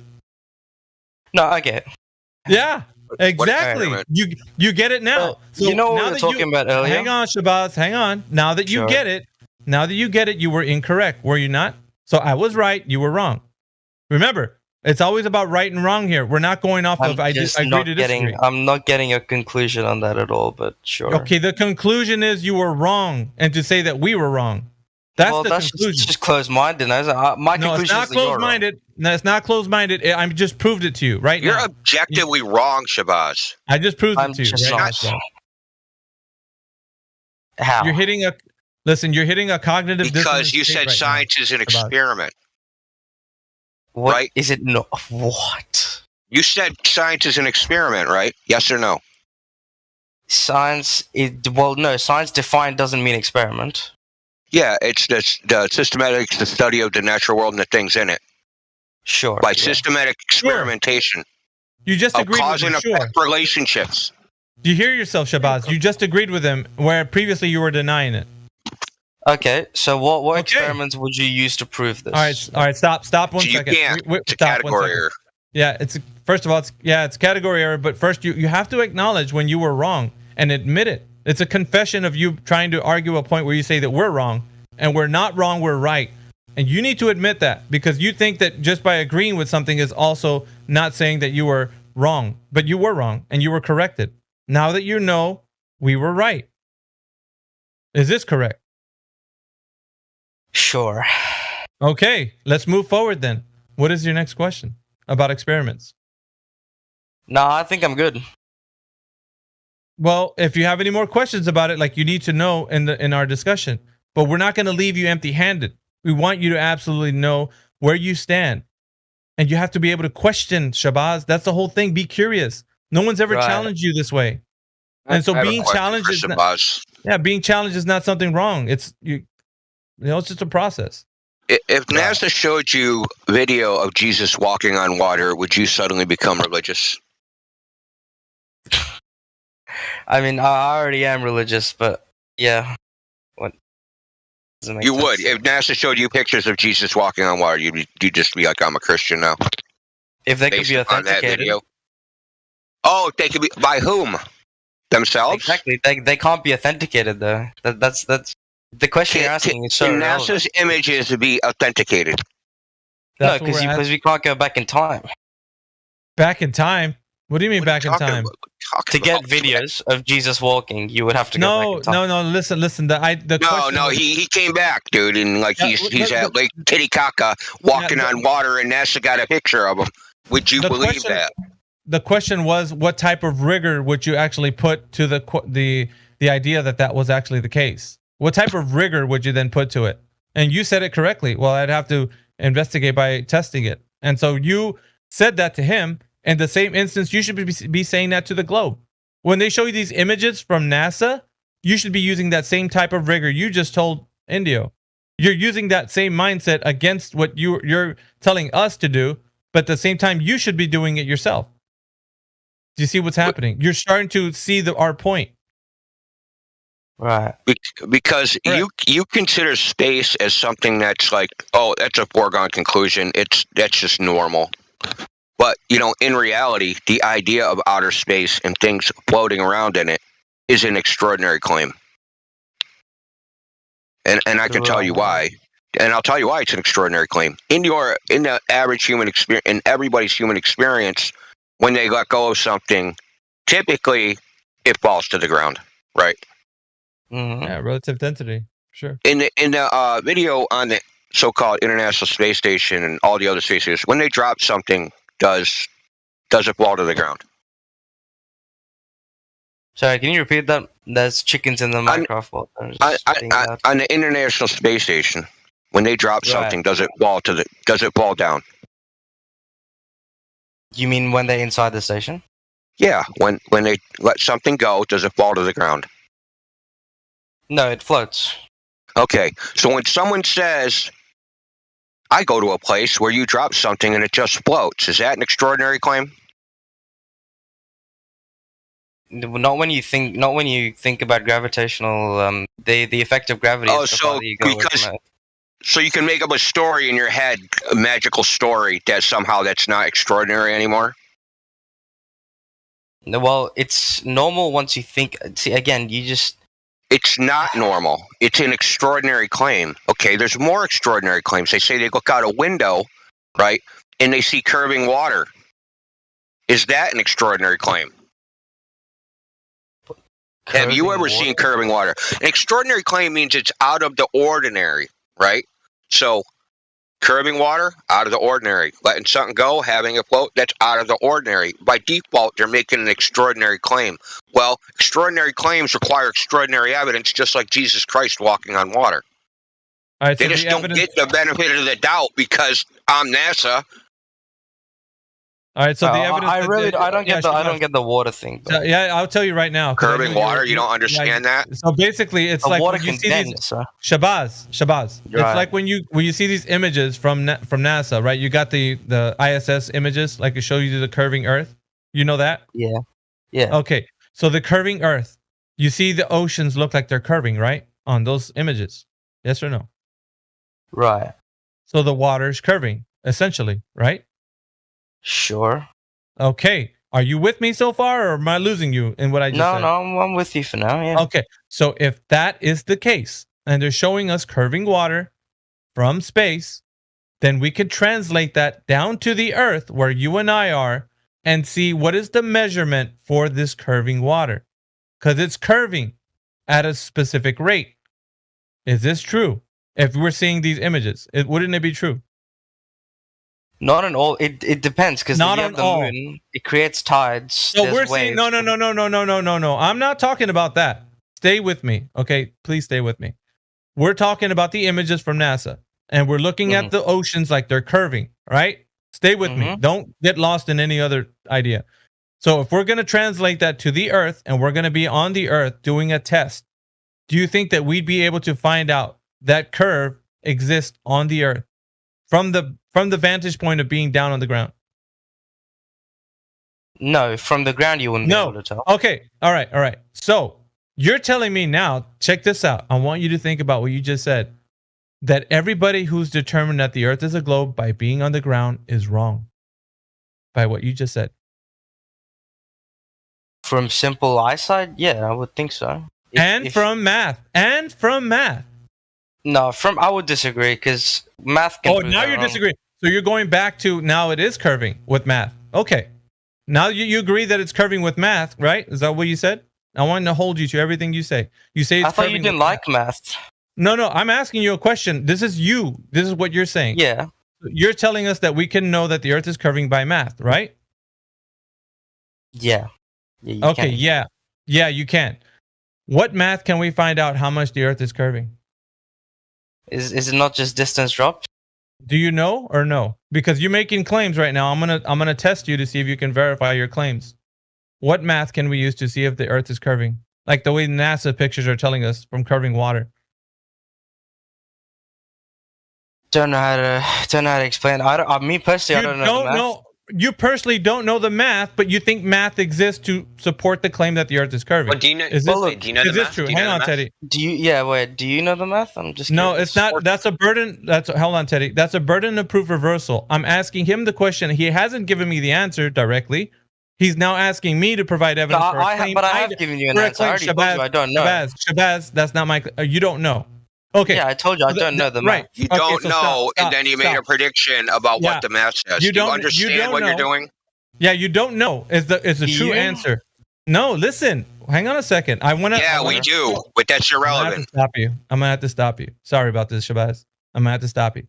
Okay, so you're making a claim that you knew. Now you're flip-flopping back to like when I started from the NASA pictures of curving water, translating it back down to Earth, and then you said, well, you can't know how big the Earth is. And I'm like, really? That's a bold statement. Then everybody on Earth can't know that the Earth is curving. And you said, no, we can know with math. I said, that's fine. What math? Do you know that math? And then you tell me that you don't know the math. So are you just making baseless claims that you think you know that the Earth is curving based on the pictures from NASA? I'm going to unmute you now. Please respond. Look, honestly, I'm pretty sure. If you took a big fat ruler, right? Like a really, really, really long ruler, and you put it at any point in the... You didn't respond to my question, Shabzz. I'm asking you directly. Please respond directly. Do you know? He didn't. Please respond. He didn't listen to your question. Yeah, I didn't listen to your question. Sorry about that. All right. How did I know that? We went from You're so smart, man. Congratulations. You guys are all the same. That's the problem. Listen, what's happening is you're starting to spiral. Relax. I'm asking you. It's a line of logic, right? From seeing NASA pictures with curving water going down to Earth, us, you and me, checking to see if that's true or not. I said, can we know if the Earth is curving? You said no. And then I was like, well, that's weird because people on Earth were telling us that the Earth is curving way before anybody went up in space. So how is it possible that we knew that before then? And then you said math. I said, that's fine. What math? You didn't give that math to me because you said, I don't know. So in reality, the whole premise that the Earth is curving at the set rate that it's supposed to be is I don't know from your perspective. So you're telling us now that you don't know, which is truly it should be your original stance, is that you don't know. But you proceeded to say you do know because you see NASA pictures. But you don't know how to verify those NASA pictures with curving water, which is the most important, essential piece of evidence that you need to verify that claim. Does this make any sense to you, Shabzz? Sure. Yeah. No, it does. It's just what? we're right and you're wrong. That's the way it stands. Because that's what you said. We were wrong about right and wrong. Like we are. I'm confused because Shabzz TeDdy. Shabazz said that we were. He said we agree to disagree. Right. That was the first. And I said it's not an agree to disagree, Shabazz. It's a right and wrong thing. Either we're right and you're wrong, or you're right and we're wrong. But he says we no. had I just opinions. think You're just wording it well enough to create reasonable doubt as all. No, are we wrong? Are we wrong? Are we wrong, Shabazz?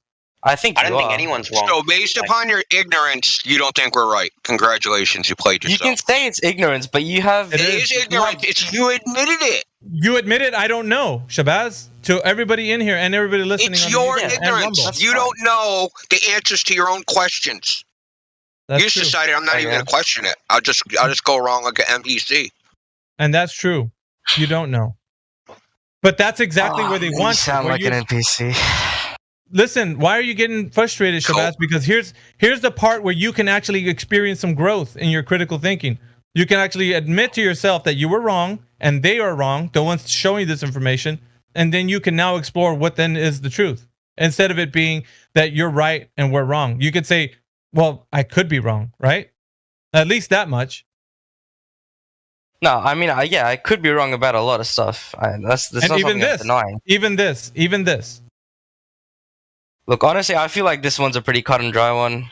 It's just which one? Which one's cut and dry? Which one? The entire flat Earth thing. I feel like it should be pretty cut and dry, but it is cut and dry. It is cut and dry, Shabazz. We're telling you can observe the Earth to be flat. You can navigate across the Earth as flat, and you can measure that it's flat. It is cut and dry. You've been bamboozled with all this globe nonsense since you were young. We all have.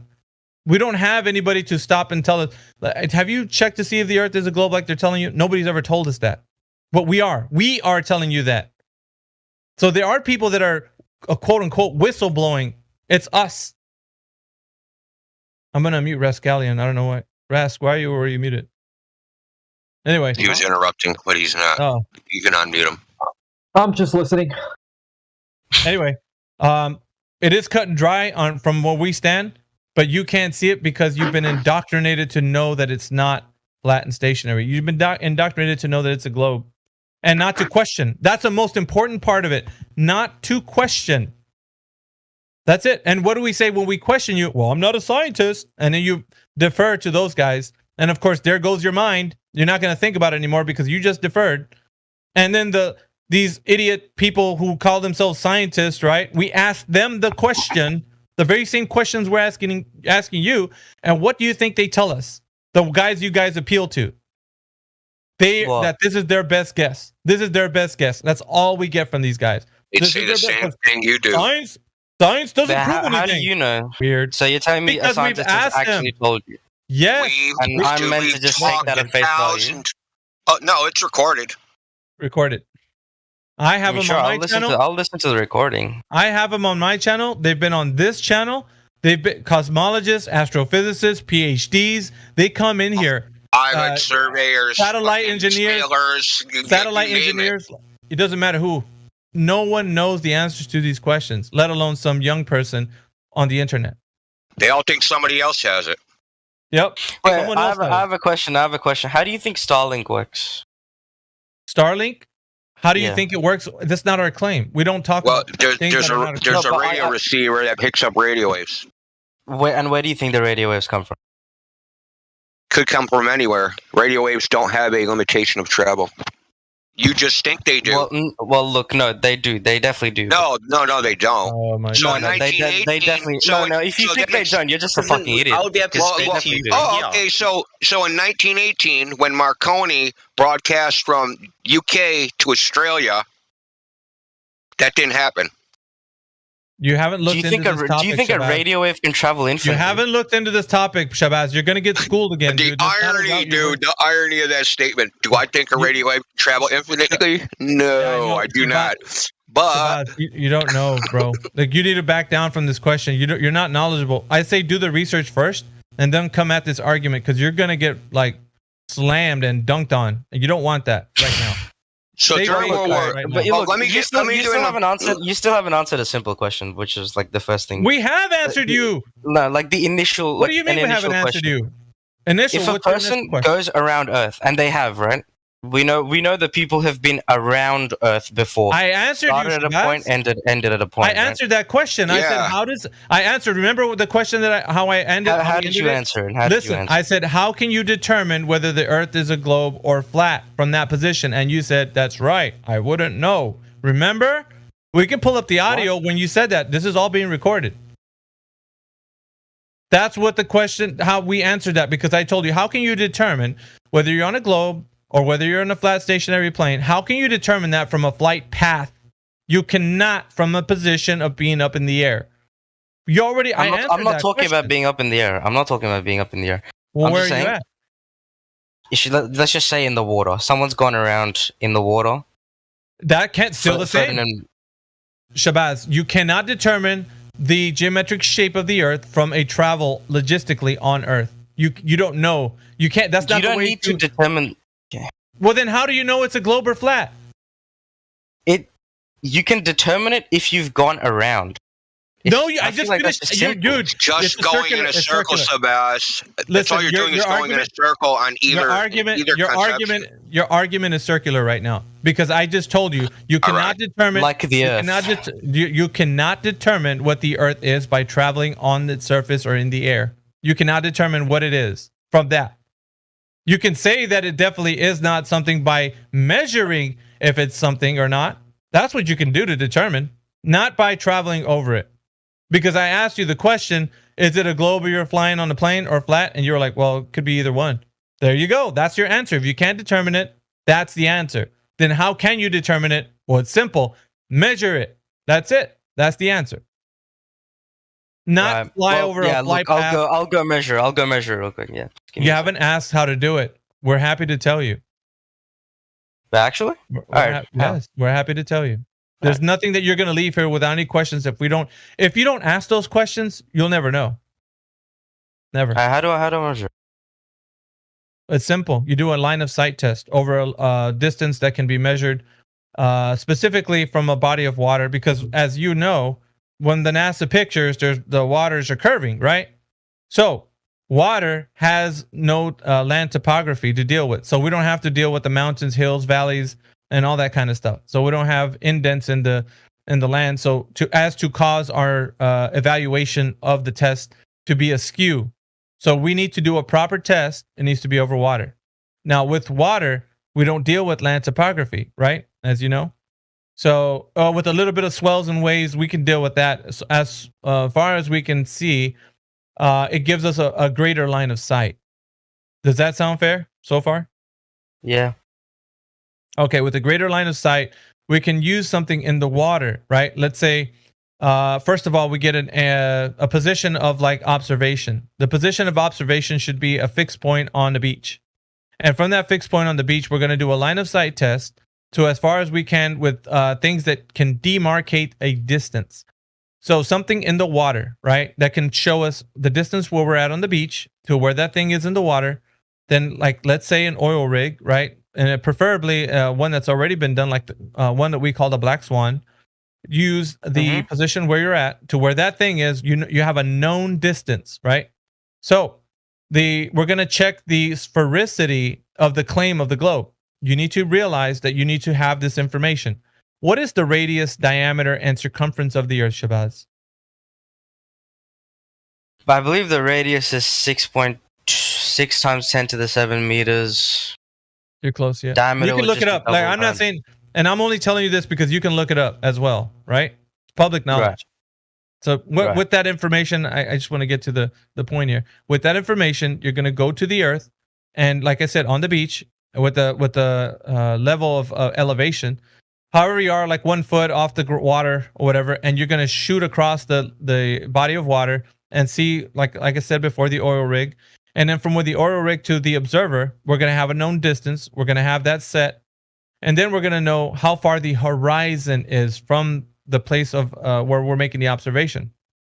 Where that observation is to where the horizon is the most important part of this line of sight test. Because that observation, the observation is of the horizon. Now, the definition of horizon is where the sky meets the Earth. And you can look this up. It's in the Oxford dictionary, which the defined term for horizon is where the sky meets the earth. So that's what we're most interested in at the moment. So we're going to find where that horizon is due to the fact that we have some key components, right? We know the distance between us and the oil rigs. We know the distance between the level of height that we're at, right? So we know that, we're using 1 foot for this example. And we know the metrics of the Earth. We know exactly how big the Earth is because they tell us how big it is, right? Radius, diameter, circumference. So we're going to use these numbers to test over the distance. I'd say we call it a small sample set, right?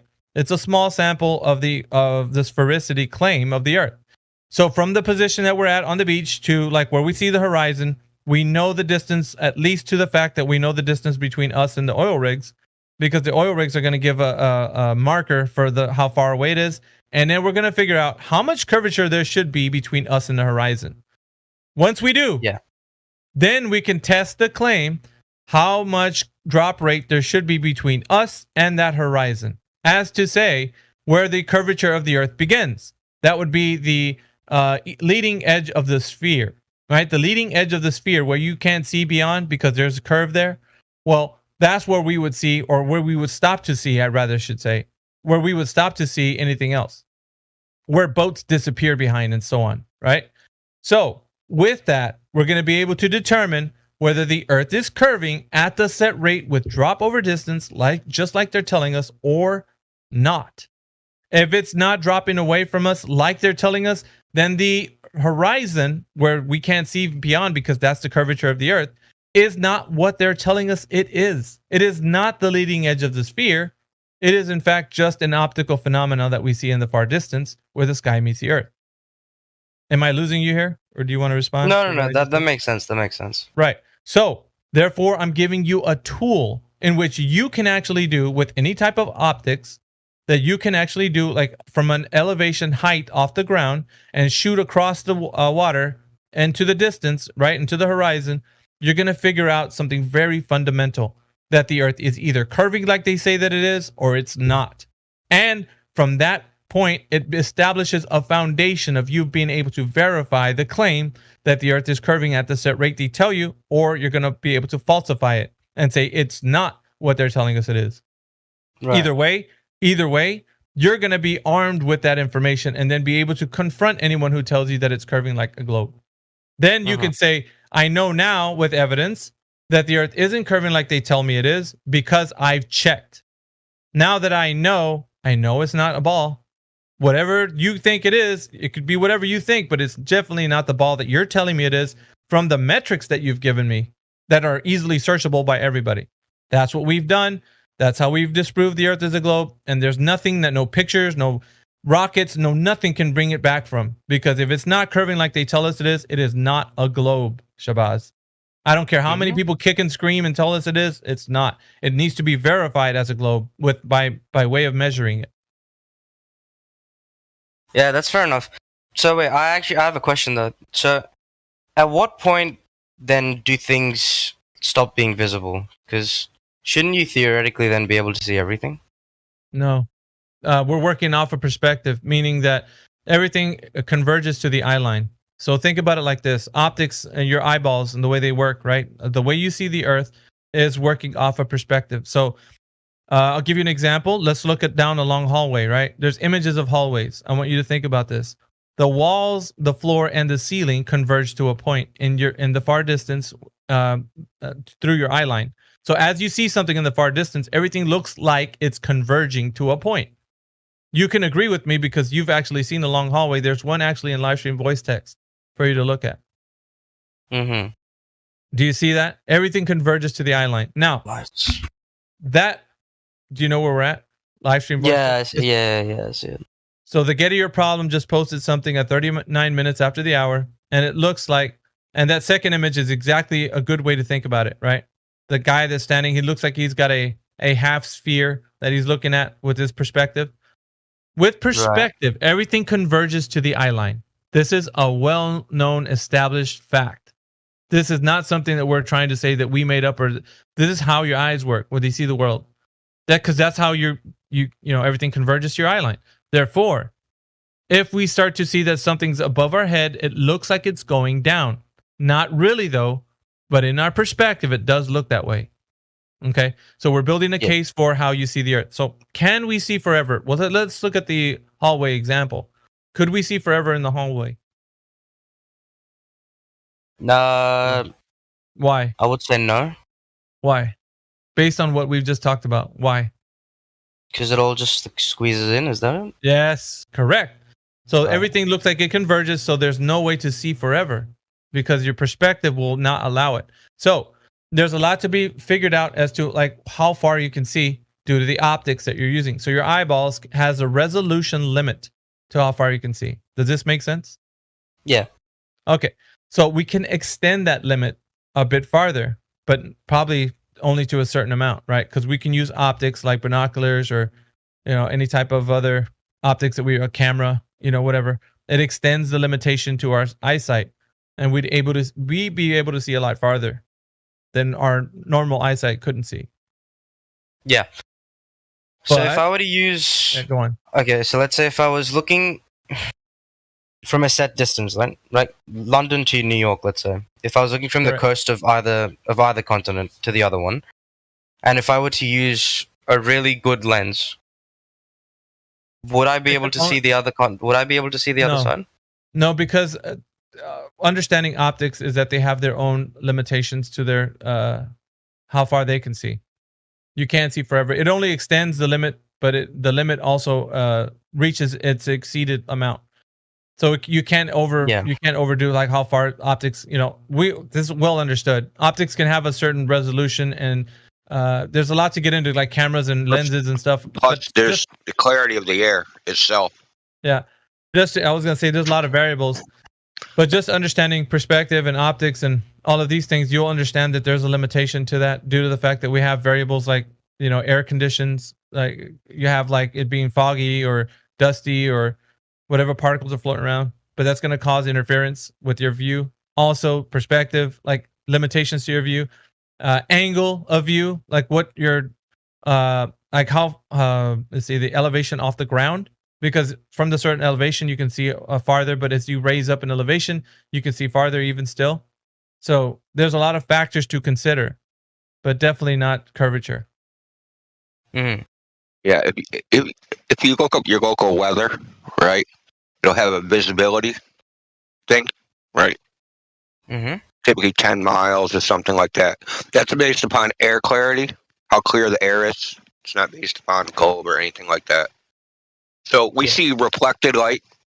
So to see, New York to Great Britain, the light would have to reflect off the island of Great Britain all the way 3,000 miles through the air and come into the telescope. Now, obviously, that's not going to happen. It can't. There's probably like 20 thunderstorms between you and Great Britain, man. So, or between New York and Great Britain, at least. It's thousands of miles. Sorry, can I just jump in very quickly as well? Yeah. To whoever we're talking to, do you have Google open in front of you? I can have it open, sure, yeah. Right, so if you type in distance to horizon calculator, then just click one of the calculators. Right, now put in like 6 feet. Yeah. Just imagine you're standing on the beach at 6 feet, right? How far away does it say the horizon is? Distance to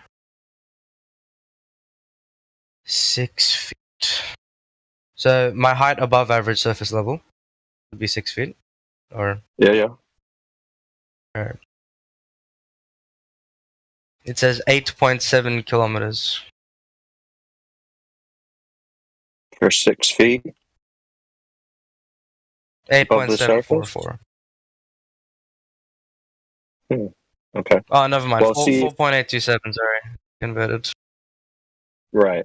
So 4.8 kilometers. Yeah. Okay. So if you look in the live stream voice text, see this text channel? Mm-hmm. Right. So see this image that I've just posted? This is for an 8-foot observer height, and the geometric horizon is 3.4 miles, so say about 5 kilometers, roughly what you're saying. So where do you see the horizon in this image? Is it in front of the rigs or behind the rigs? Behind? Right. And how far away is the furthest rig? Platform habitat? 10.10 Right. miles away. So So you obviously see the farther than horizon. Right. So the horizon, when we observe it, is not matching the globe model. You see that? Right.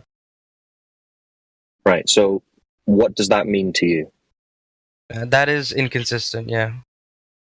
Right. So then we're left with the situation of saying, okay, reality is inconsistent with the globe model. Do we go with reality or the globe model if we're trying to figure out what reality is?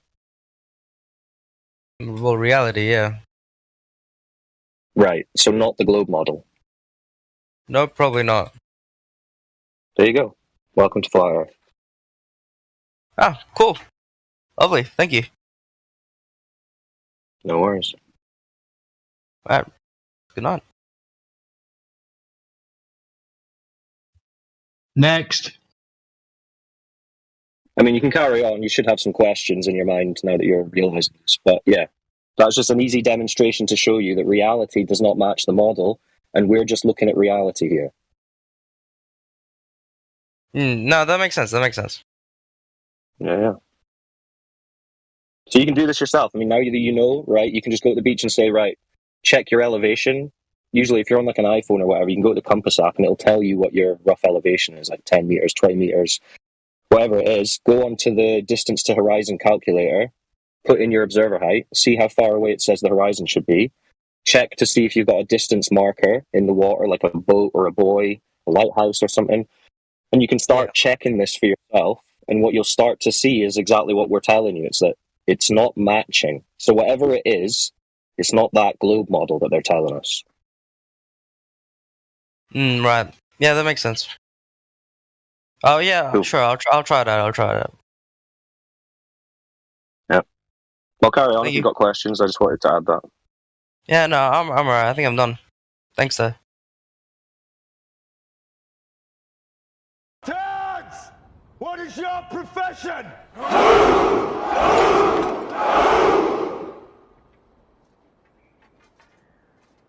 See, old friend, I brought more soldiers than you did.